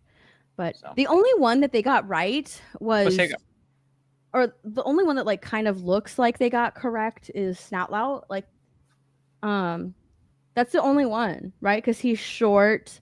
Oh yeah, that one on the left, basically the one. Yeah. That relatively, other than Hiccup, who kind of like like it looks like Snoutlout and Hiccup. Like those are the only ones. Yeah, he's the only one that and looks even like Gobber. Like Gobber looks good, right? Gobber, they gave him blonde. He has a blonde beard. Yeah. But I feel like they're afraid. I feel like they're afraid of having like an all blonde cast, even though Hiccup is, has dark hair. So does his dad. So does Snoutlout. Like they're still dark hair actors, but I feel like they're scared to do that. With people saying like, "Oh, be too white. Where's the diversity? Where is it at?" Which is why they do this. That's why they do that, right? Because even Rough Nut and Tough Nut, like, there's no reason. It's so funny because we're like, oh my gosh, like you would think that I'd be so happy that they have red hair, right? Because of redhead erasure in Hollywood, I would be so happy that they have red hair. But it's like, no, they're blonde. Why aren't you making them blonde? Yeah. Like I said, there's a whole point of an adaptation. So like you're changing these things, and what else are you going to be changing in the story? And it's like, why aren't they blonde? And I swear to God, if someone's like, oh, well, it's because, Vikings, they had all kinds of hair color. Like, it's, if you look historically, they have red hair. I'm sorry, the director said I'm not making a history movie. Yeah. So what the fuck? Why aren't they blonde? Yeah. Why are they redheads? The director came out and said, they had different color hair, but they are also not Polynesian. So I'm like, you're not making history, like obviously not making history, like accurate to history at all. Yeah. So it's not a historical depiction. Yes, I'm dressed as Dorothy. We were talking about Wicked, so I decided to dress as Dorothy, even down to I'm wearing ruby red slippers. Stand up. You won't be able to see the shoes. But I'll stand up and like show the dress. All right. Yeah, stand up and show the dress. Scoot back. Come on. Give the people a show. Woo! Now lift the leg. No, I'm not. Just show them the shoes. Lift the leg. I can't. I'm not that flexible. No, you sit down. Ow! Look, she showed her feet. I hit my fucking desk. She showed her feet. I was gonna say like sit in the chair and then like lift your leg up like that. But yes, I'm dressed as Dorothy, and I'll be right back. I have to take my dog out. But Steph can like regale you on her thoughts on like the whole thing with and then we have like one or two more things to talk about. I'll be right back. She's gonna go take her dog out and walk her dog while dressed as Dorothy. Can you imagine like her neighbors, right? Like looking out the window, or they're walking their dogs and they just see Mara like dressed as Dorothy in ruby slippers and everything. Like what do you think they would think? She has to take Toto out. Yeah. Just to go and walk Toto. She's like full in character. I have to take Toto out. What do you think? What do you think that the neighbors would be? I would be like, isn't Halloween's over, right? Like, what day is it? Did we go back in time? Like, that's what I would think. I'd be like, what the heck? She's dressed as Dorothy? That's so funny. She's like, hurry up, go out there. Okay, when we get back, Steph loves teasing Mara. I totally do. When she gets back, I'm going to make her lift up her leg. I totally am. Be like, Mara, lift up your leg. Lift up your leg. And then, like, you have no idea. That's why I said, like, ooh, Mara showed her feet. You have no idea, chat. No idea. I am, like, full on trying to get Mara to start an only feet like wiki, like only feet. I'm like, Mara, nobody will ever see your face. They'll just see your toes. Just do it. Just do it. Just put it out there. You never know. You don't have to promote it. Yeah, I might do a little retweet from an anonymous account. I might share an anonymous video. But you don't know. So her lift. It's like I'm slowly getting her to do, slowly getting her there. I'm slowly getting her there. I'm like a total bad influence. Like Mara thinks that she's the bad influence. It's like, nah, she doesn't know. I'm pulling the strings. JO Studios like, you're weird.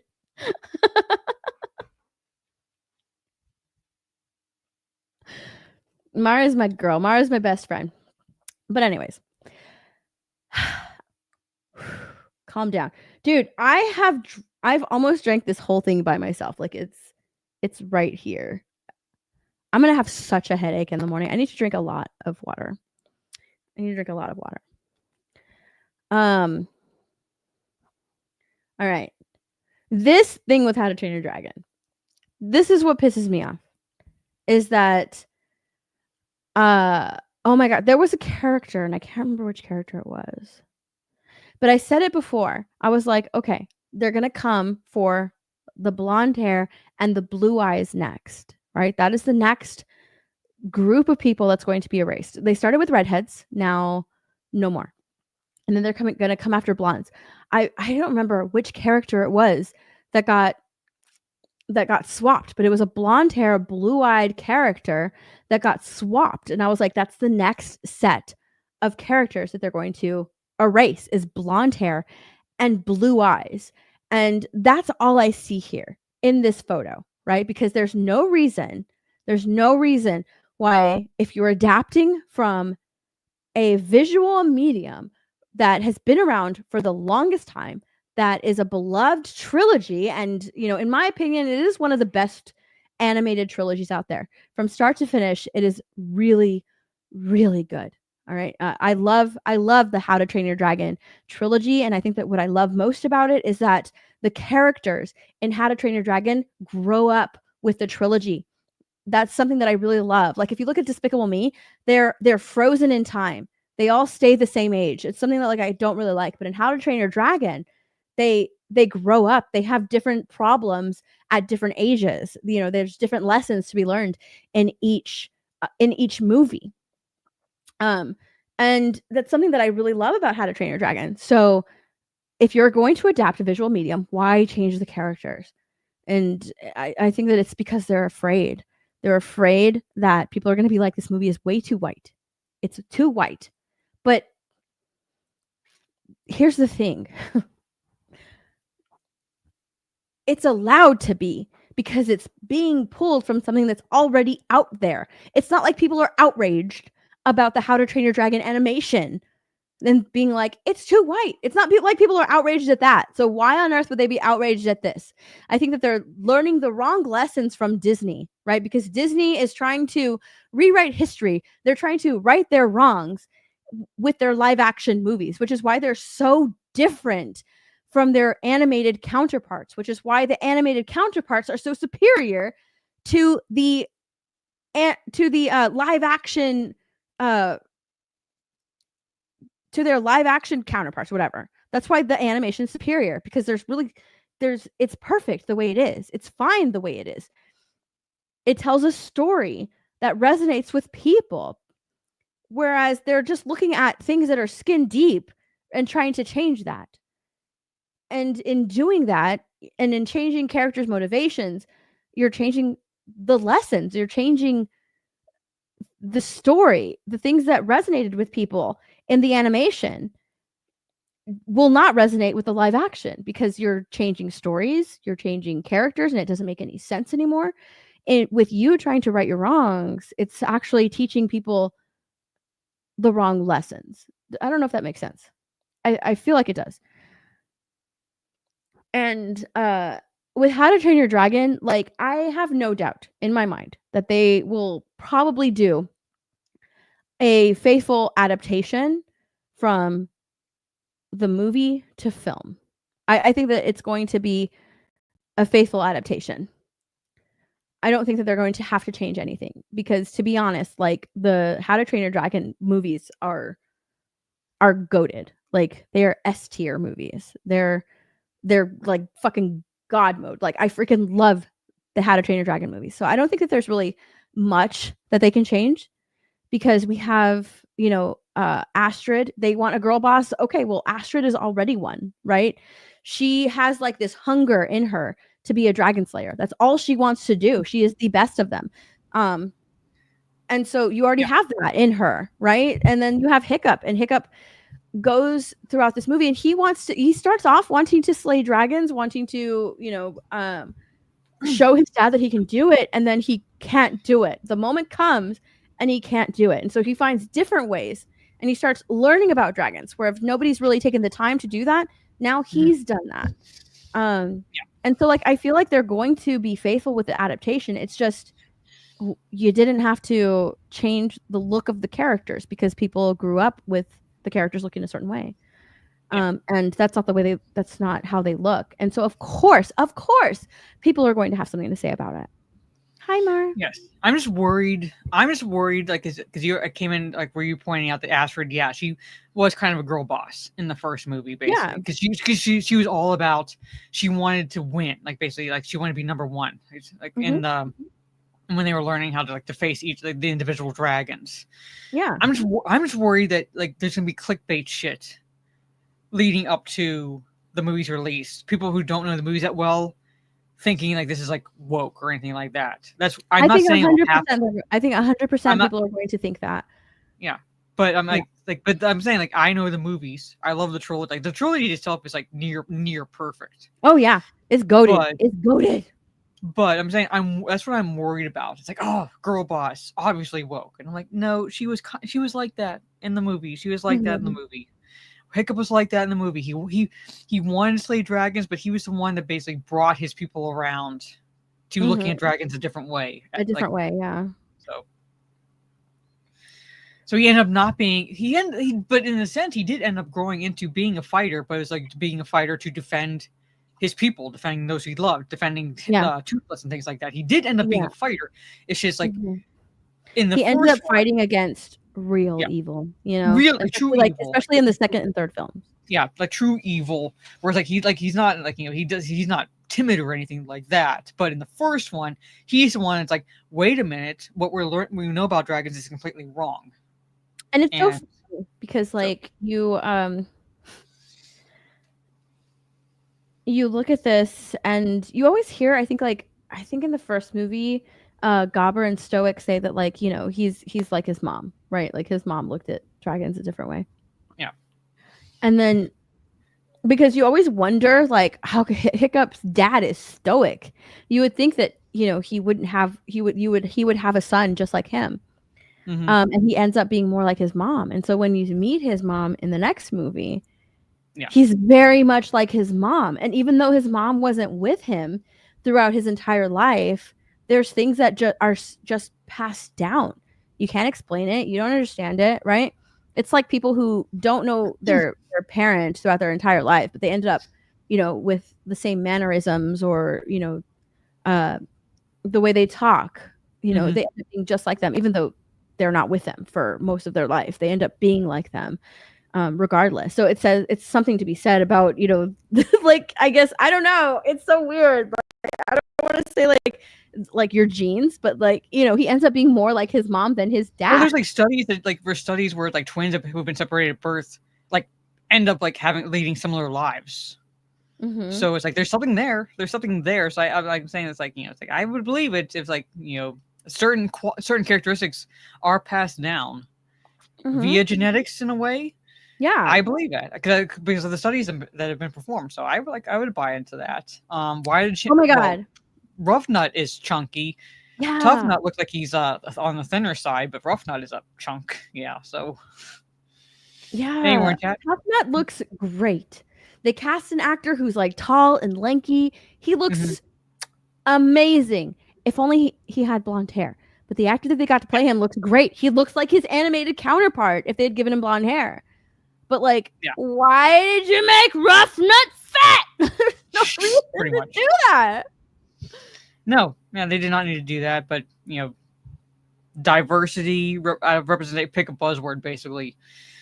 I'm like, I'm sure they could have found an actress that was good at portraying Rough Nut that wasn't on the corpulent side, shall we say. It was closer to the. I'm sure they could have found one, but their claims we went with the best actors. I'm like, really? She was the best?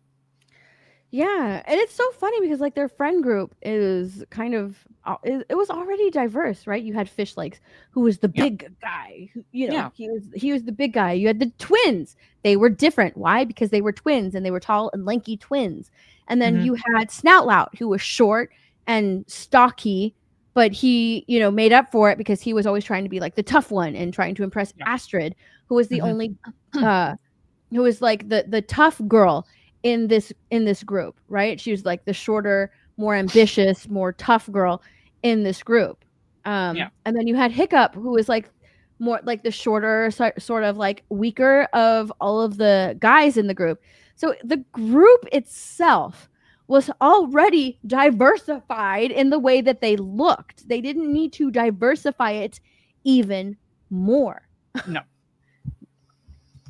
So yeah. But yeah, there it is. I hate it. Yeah.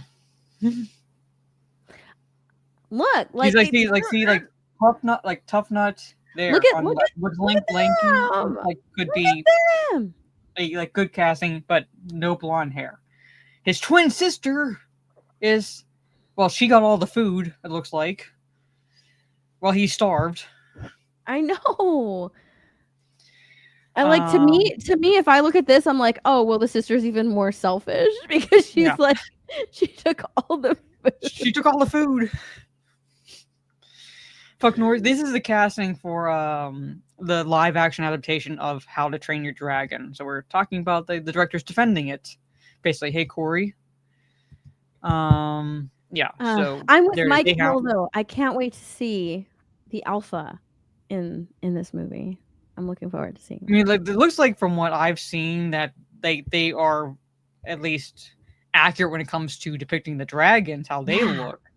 I know, but the alpha is huge. I know. I'm saying it's huge. So I can't wait to see it. I can't wait to see it. It's gonna look good.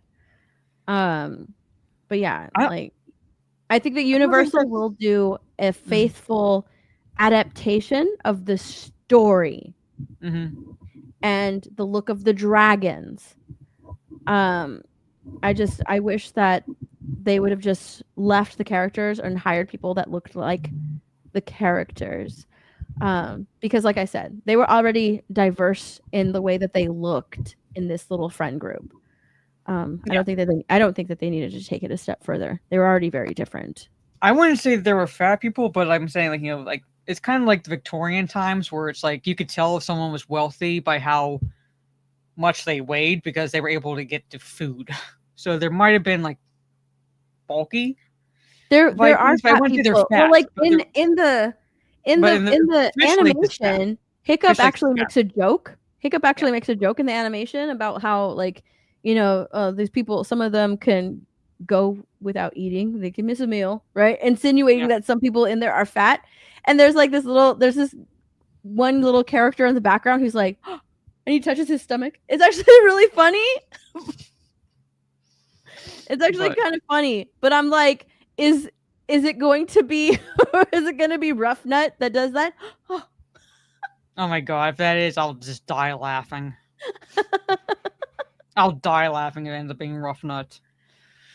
But anyway, so the only other thing I have really to talk about is Rachel Zegler's apology, and that would be you found the entire video for that because articles were running that she apologized for her statements regarding Trump supporters. And from what I gathered from what you found, it was not really an apology. It's not an apology. And I think that when news sources or when, people on the internet run with things like that are, oh, it's her apology to Trump supporters, and they run with that. Yeah, this is the and it's not actually an apology. right? And they're like, oh, it's this video. Look, how is it this like the worst apology ever? And it's not really an apology. It's actually from almost nearly 2 years ago. And she's talking about something completely different. Whether or not you think that what she's talking about is cringe, right? That's a whole different thing.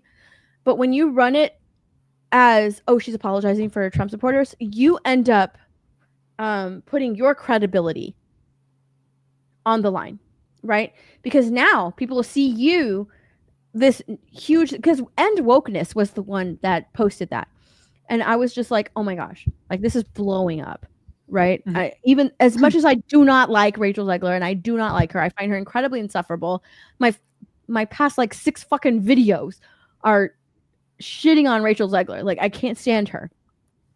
But when you do that, right? And you're all about like, oh my gosh, look at this. They're misinformation. They're saying this about this person and it's not true. When you do that, it puts into question your credibility, right? So now I'm like, well, I really need to research what you put online because you didn't do your due diligence and research this topic a little bit further. You just took it as face value, like, oh, it's an apology. Okay, I'm just going to put it on as an apology.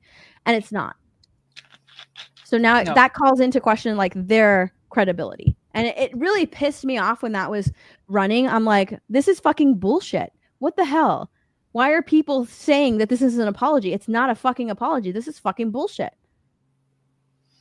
I think the reason why people are saying it's an apology, or at least part of the reason they're saying it's an apology, is because, well, these are sites that typically get early access to certain products. And they're like, well, we don't exactly want to be on Disney's bad side because this movie's going to be coming out and we want, I guess, the perks that comes along with early reviews, things like that. So we're going to run the story the way Disney wants us to run the story, which, again, hits their credibility. I'm not saying it doesn't hit their credibility. It definitely does, because it tells me that they're willing to sell their souls just for whatever perks Disney has to offer them. Well, see, that's the thing, though. I'm not saying that's the entire reason, but I'm saying that is a reason for some of these sites where it's like, yeah, we don't exactly want to be on Disney's bad side, even though this chick did not send out an apology. She sent out that apology, right? That Disney made apology. Yeah. But what End Wokeness tweeted was like a video from almost nearly 2 years ago, saying that, oh, it was an apology. This is an apology video. It's like, no, actually, that's not what that is. No. Yeah, she put out this fake apology because the Snow White trailer is about to come out and Disney can't have this bad press. You know what I find funny? Here's what I find funny. Normally, if shit gets leaked, especially stuff from Disney, like D23 stuff, if that shit gets leaked, that is claimed so fucking quick. So quick. Okay, Disney is worse than Warner Brothers at times. It is claimed so quick. And I was like, the trailer is supposed to come out this week because it's already playing at AMC theaters before Wicked, right? Like that trailer is already out. The new Snow White trailer is already out. So I was like, it has to come out on Friday. They have to put it out on Friday because it's already out there. Like people are already seeing it in theaters. So they have to release it on Friday. And they didn't. They didn't release it on Friday. And I'm like, why didn't they put it out? They didn't put it out anywhere. Why aren't they doing that? These videos, like I posted the Snow White trailer. There's a bunch of people who posted the new Snow White trailer and nobody is getting claimed. No one is getting copyrighted by Disney. It's almost like, fuck it. We're not going to do it. Y'all fucking do it. Y'all put it out. I'm not going to do it. Like you can film it in the theater and y'all put it out. We're not going to officially put that shit out. Like that is, yeah, I feel like that's like their mentality. They're like, we don't fucking care. We know we're going to get roasted. We don't want to have anything to do with it. If you want to put it out, that's fine. People are going to see it. People are going to roast it. Like, because so many people have the new Snow White trailer out and it's not getting claimed. It's not getting claimed by Disney anywhere. Nowhere. It is not getting claimed anywhere. Well, Jonathan, we talked Wicked tonight. We talked and the How to Train Your Dragon live action, and now we're talking about the non-apology that's being touted as an apology from Rachel Zegler, basically. So it's, and the fact that Disney hasn't even bothered to claim the trailers people are leaking to include. Yeah, holy shit! Like all day Friday, some of the time on Saturday, and then today, all day Friday. I'm not even joking. I had like I had it pulled up on my phone and I had it pulled up on my computer. The Walt Disney Studios Twitter and their YouTube channel. And every now and then I would refresh. I would just refresh every now and then to see if they put it out on Friday, because I was like, there's no way they're not going to put it out. And they never did. And so through the weekend, I was like, well, maybe they're going to, just quietly maybe put it out there. They never did. And so I'm like, what the hell are they waiting for? Like, this movie comes out in March. What are you waiting for? The trailer's already out there. What the hell are you waiting for? They don't want to get trashed. Like, no. I think that there were two scoopers, My Time to Shine and another one. I can't remember what the other guy's name is. There are two scoopers that said that the Snow White trailer was supposed to release this past Tuesday, and then they changed it to Friday, and it never got released. And I'm like, when is it? Maybe it's this coming Tuesday, because then it got changed to this coming week. And these two scoopers are like usually spot on with a lot of the things that they say, and they're usually normally very reliable. And so it's like, what are they doing then? Right? Like, where's the Snow White trailer? It was supposed to get released and it never did. And it's just like, I think that Disney is very scared to release it. I think that they plan to release it. And then Rachel Zegler got all of that backlash about Trump supporters, and they are again having to delay it. It'll be curious to see if they release it this week. But if they do release it this week, oh my gosh, it's going to get so ratioed. I wonder if it's going to get ratioed even more than the teaser. Do you have it, Mara? Do you have the trailer?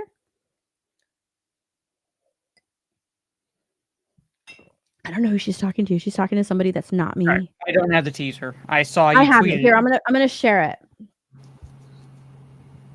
because we have to watch it. And I have my guesses. on. What sound was my text tone? It's the sound. That's a Halo sound. The Halo games. Actually, okay. I'm gonna share this one. But I think that there's. I shared one. That has a little bit. I think it has a little bit more.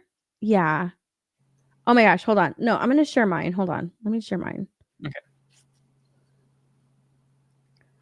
I was so mad. I was like, release the Snow White trailer, you cowards. I was so angry. I was like, fucking release the trailer.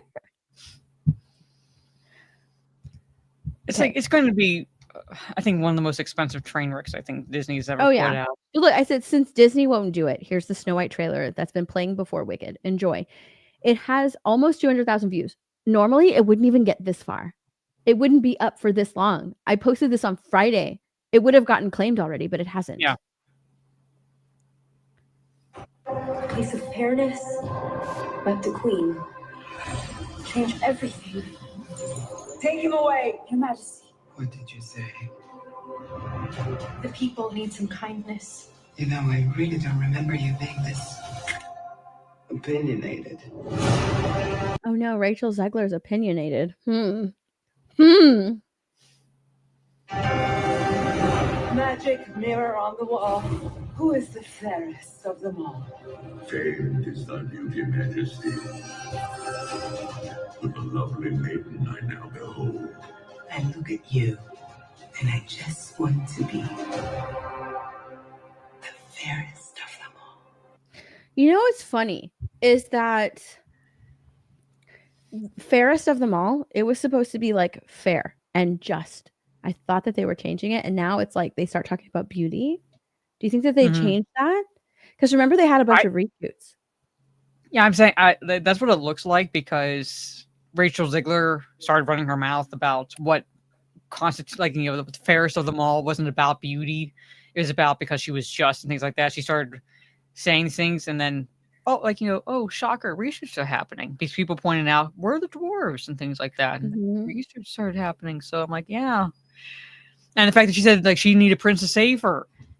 Guess what they're like now in the movie looks like a prince. So I'm like, yeah. It's gonna be the most expensive train wreck ever. The queen is evil. You must flee into the woods. Look at the huntsman. Trey! It's Trey! Trey's in the Snow White movie. Oh my god. Hey, Dr. Coffin Nails, yes, this is horrible. Flee into the woods.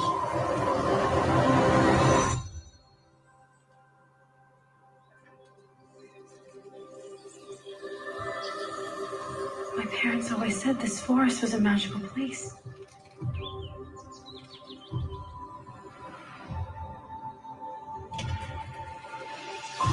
Hello? Is there anybody here?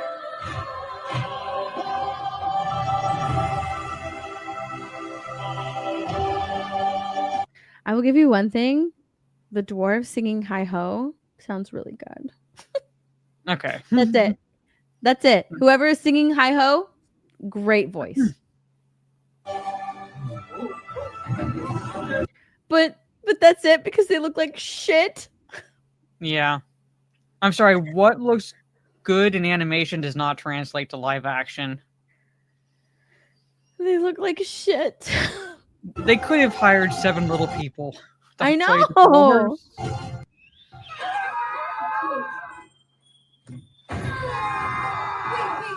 It's a human. What did you think I was? Nothing. Ghost.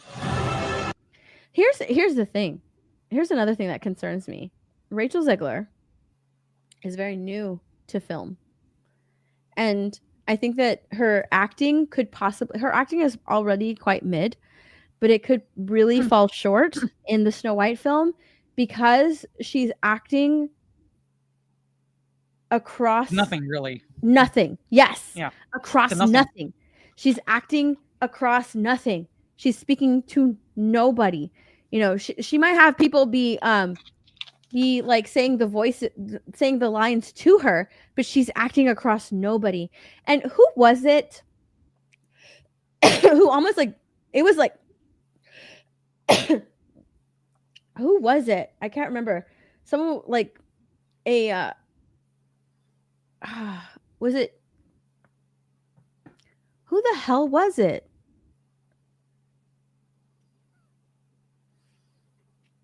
Oh my gosh, I can't even remember who it was. I don't know.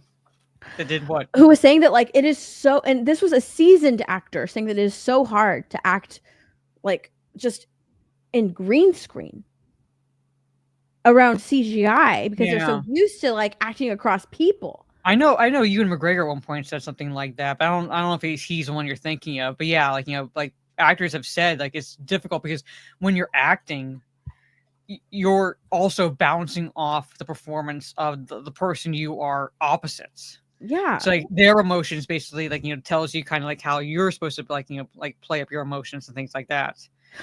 William. Yes. Ian McKellen of The Hobbit. Okay. Yeah. Cause like it's because like you're bouncing off the performance of the other person. And when you're acting like to a green screen, you can't do that. Yes. And Rachel Zegler is very new. She's very new to acting. And if it's hard for a seasoned actor, like really, I think that her performance is going to fall flat, especially with scenes with the dwarves. Think I was. Nothing. Ghost. You'll be safe from the queen here. The queen stole everything from all of us. I'm gonna need your help. It's time to restore our kingdom.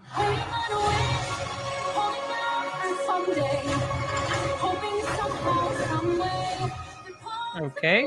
That's not the classic story. Oh my god. Finally, look at the prince. We get such small glimpses of the fucking prince. It's like he doesn't matter in this story. But Rachel Zegler said all of his scenes could get cut. That's Hollywood, baby.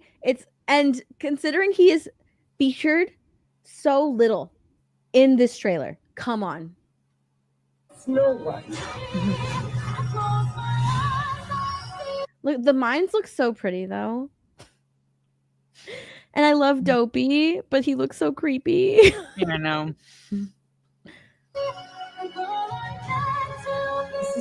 The whole song, even the whole song that she's singing, Waiting on a Wish. Like, I'll finally be the girl I'm meant to be. Like, I'm gonna be so empowered. The same thing with Jasmine, right? Remember in Aladdin when Jasmine had her girl moment, her girl song that she sang in Aladdin. That's the same thing here that we see with Snow White. The girl I'm meant to be. And with Jasmine already had agency. Like, she didn't need any more agency. Like, she was defying her father. She's like still loved and respected him, but she was openly defying him because he's trying to get her married off, and she's like, no, I don't want to pick the man I marry. Mm-hmm. Like, she had plenty of agency. This is our kingdom, but now we're here to take it back. Oh, Look at yes, her. Look at her. She's gonna be the leader of the rebellion. This is exactly what happens in the classic tale. Fuck you, Disney. She's the leader of the rebellion. I'm going to say this. I'm going to say this. We already had a girl boss fucking awesome Snow White that defied the evil queen. We had that in Once Upon a Time, and they did it better. They did it better.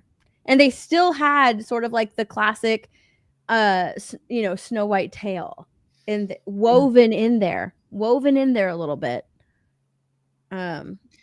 If I cry during this movie, it's tears of joy when it's fucking over if I watch it. Anyway, go ahead. Look at her riding a horse. Did she ever ride a horse? No. She didn't, right? Like, she rode on the prince's lap on the horse. Yeah. Like, But when she he rescued didn't- her because she's put to sleep by biting an apple, a poison apple. But she didn't, like, one leg on each side ride a horse. Yeah, no, she didn't. No, she didn't. I'm sorry, my dear. Did I frighten you?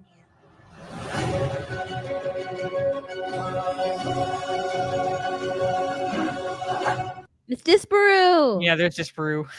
Disparu's representation. Disparu's in Snow White. Disparu. Look at him. He's upset at the movie. That's Disparu's reaction to watching the trailer. I need that clip where he's like, you rampant slag. That's Disparu watching the trailer. Yes.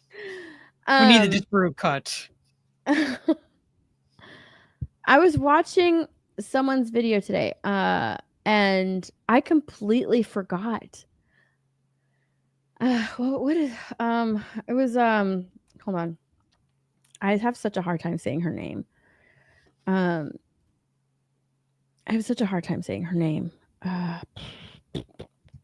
for peanuts. Amala Ekbanobi. I was watching her video today. She did a video on Snow White. And she brought up an excellent point that I completely forgot about. And it was that a lot of these woke people were complaining about how problematic the Snow White movie was because Snow White didn't give consent to the prince kissing her. And it could be considered assault that the prince kissed her without her consent while she was sleeping. I totally forgot about that. But I listened to her video and I was like, oh my gosh, I totally forgot. Like, I forgot about that even like was a thing. Right. And someone had commented under that trailer that they think that the prince is going to be put to sleep and that Snow White is going to be the one that kisses him. If that happens, and wakes him up. And I was thinking to myself, like, I could totally seeing that happen. I can totally see that happening because what did we just witness in The Little Mermaid? Eric was the one that was supposed to save Ariel by killing Ursula. Mm-hmm. That didn't happen. Ariel ended up like fucking crawling on the deck of the ship and somehow knowing how on her tail. Yeah, steer, and and somehow knew how killing to steer Ursula a and chip saving into. Eric. Yes. Yeah. That we've already seen that in The Little Mermaid. So like I can totally see that happening here. Right? I can totally see that happening in this film where like the prince is the one that ends up going to sleep and Snow White kisses him awake. Or Snow White goes to sleep and I don't know, she like gets kissed in a dream by her dad, right? And her dad tells her how much he loves her and how he's proud of her and how, how what a wonderful leader she's grown up to be. And, now he's going to kiss her awake. And he kisses her on the forehead and she wakes up. The prince doesn't kiss her, she wakes up. Right? Like I can totally see that happening. Like she ends up like being in a dream world or something like that and she sees her dad and her dad is the one that wakes her up. I can totally see that happening. Yeah. I will be surprised. I would be surprised and shocked if the prince wakes her up. Or either that or maybe like the prince doesn't kiss her on the mouth. Maybe he kisses her like on her hand or on her forehead. So that way it's not as problematic. Yeah. But one of those things is going to happen. I'll be shocked if, because the woke people got upset that Snow White didn't give consent and Disney is all about fixing their past mistakes, right? I'll be surprised if the prince kisses her on the lips. Mm-hmm. I'll be shocked. I will be shocked if that happens in the movie. Yeah.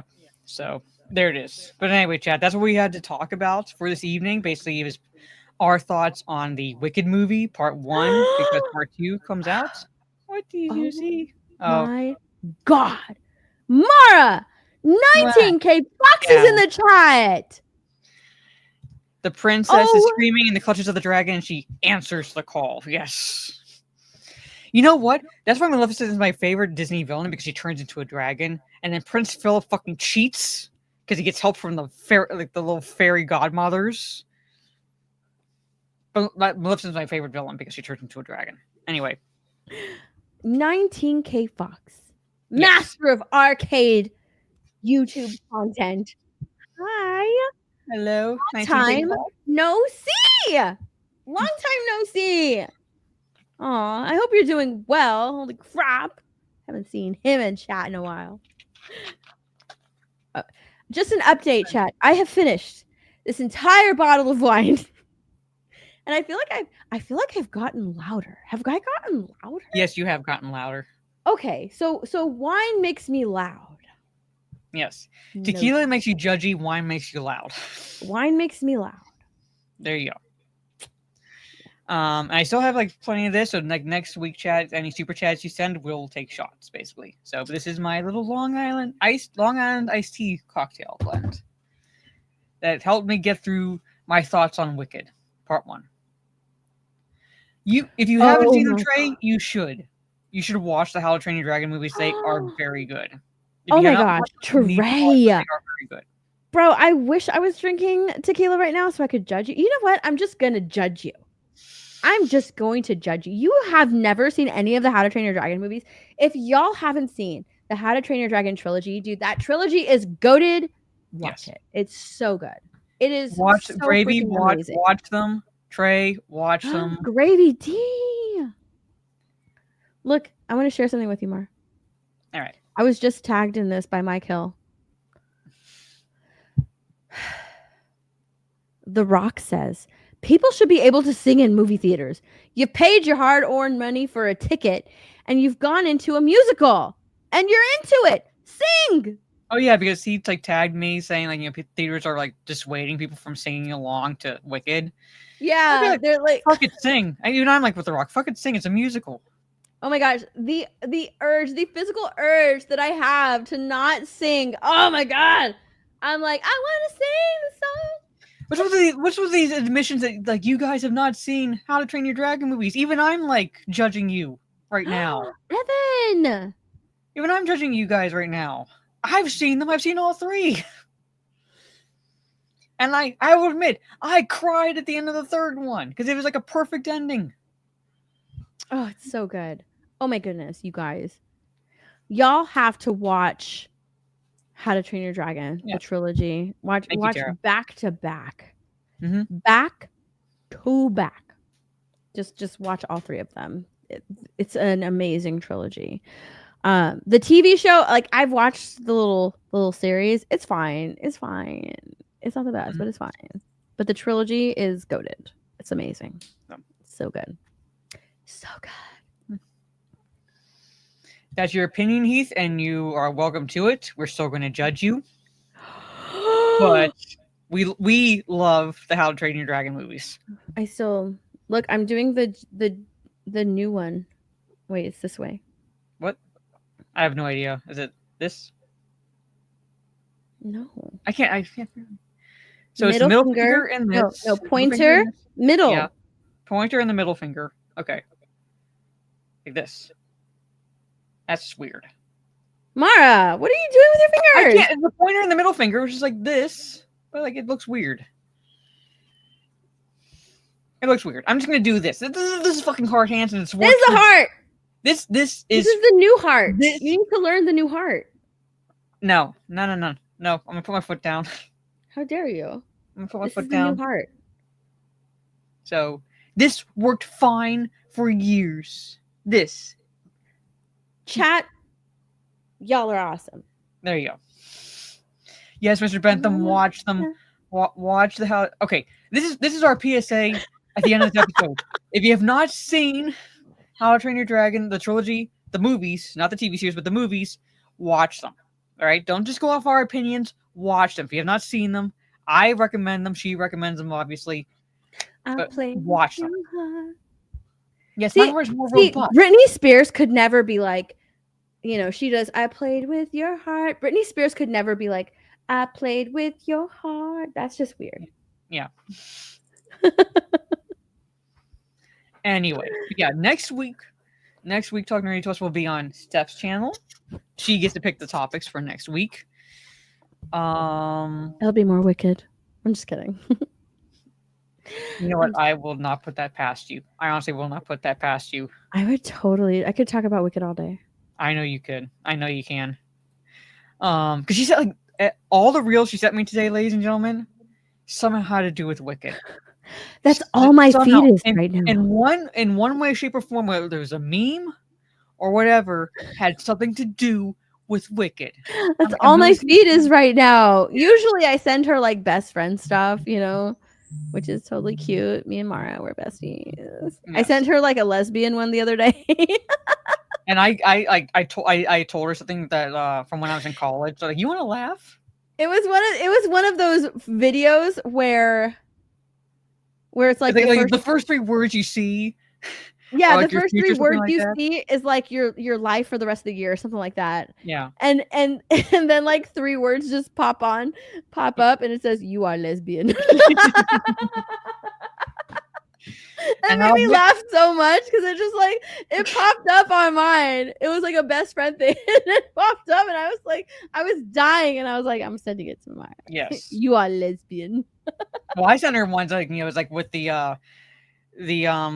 what is it? Like not Universal, 20th Century Fox. Like someone doing this with the blinds and 20th Century Fox music playing. You pan over like, you are gay. You are gay. So we send shit like that to each other, basically. But I'll admit this to you all, and you'll get a kick out of this last toxic mail in particular. I told her something, a little fact from when I was in college. There was a girl I went to school with who claimed to have what is called gaydar, meaning that she claimed that she could read if someone was gay or not. All right. She looked at the girl that I my friend who was like with me. It's like, she looked at her and she's like, you're not gay, you're straight. I can read that about you. All right. She looked at me and she's like, I can't get a read on you at all. All right. So it's a little bit factoid about factoid about Mara. This girl says I can't get a read on you at all. I just sent you something. Yes, I see that. And you have to watch it. You can't share it. I'm not going to share it. I'll watch it. Yeah, you have to. I want to see your live reaction to it. So watch it. All right, then we got to call it so I can get some sleep. Okay. I'll mute my mic so people can't hear it. All right. So, but you'll get my reaction.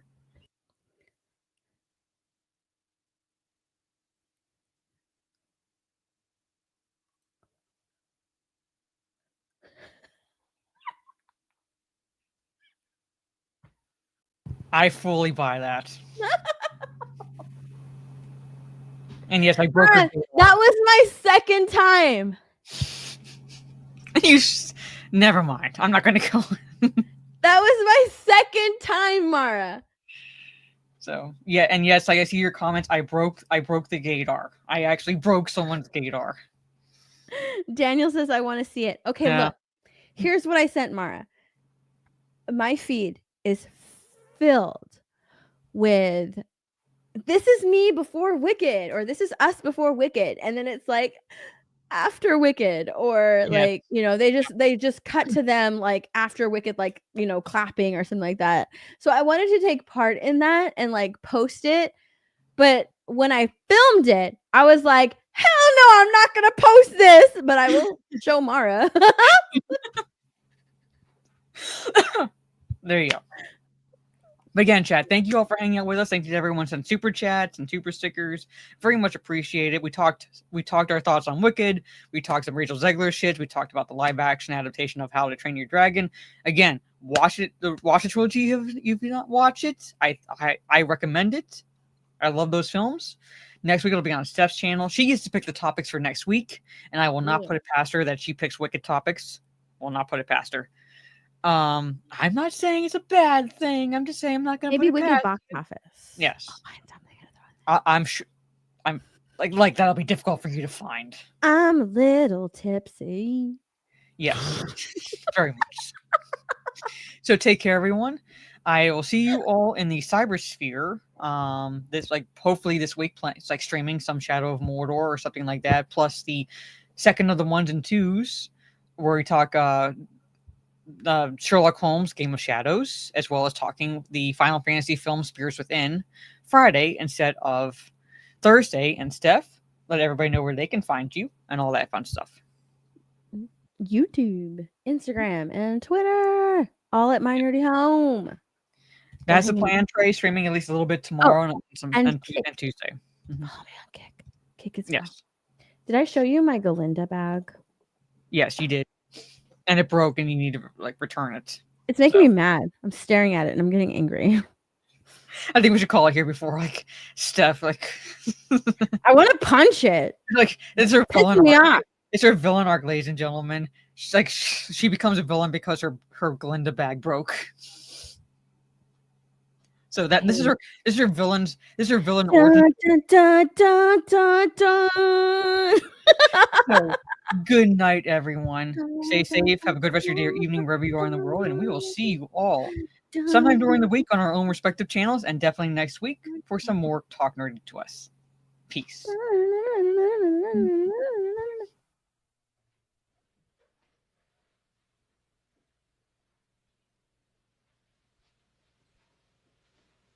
You're still here?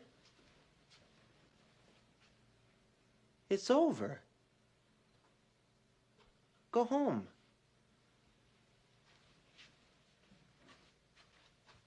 Go.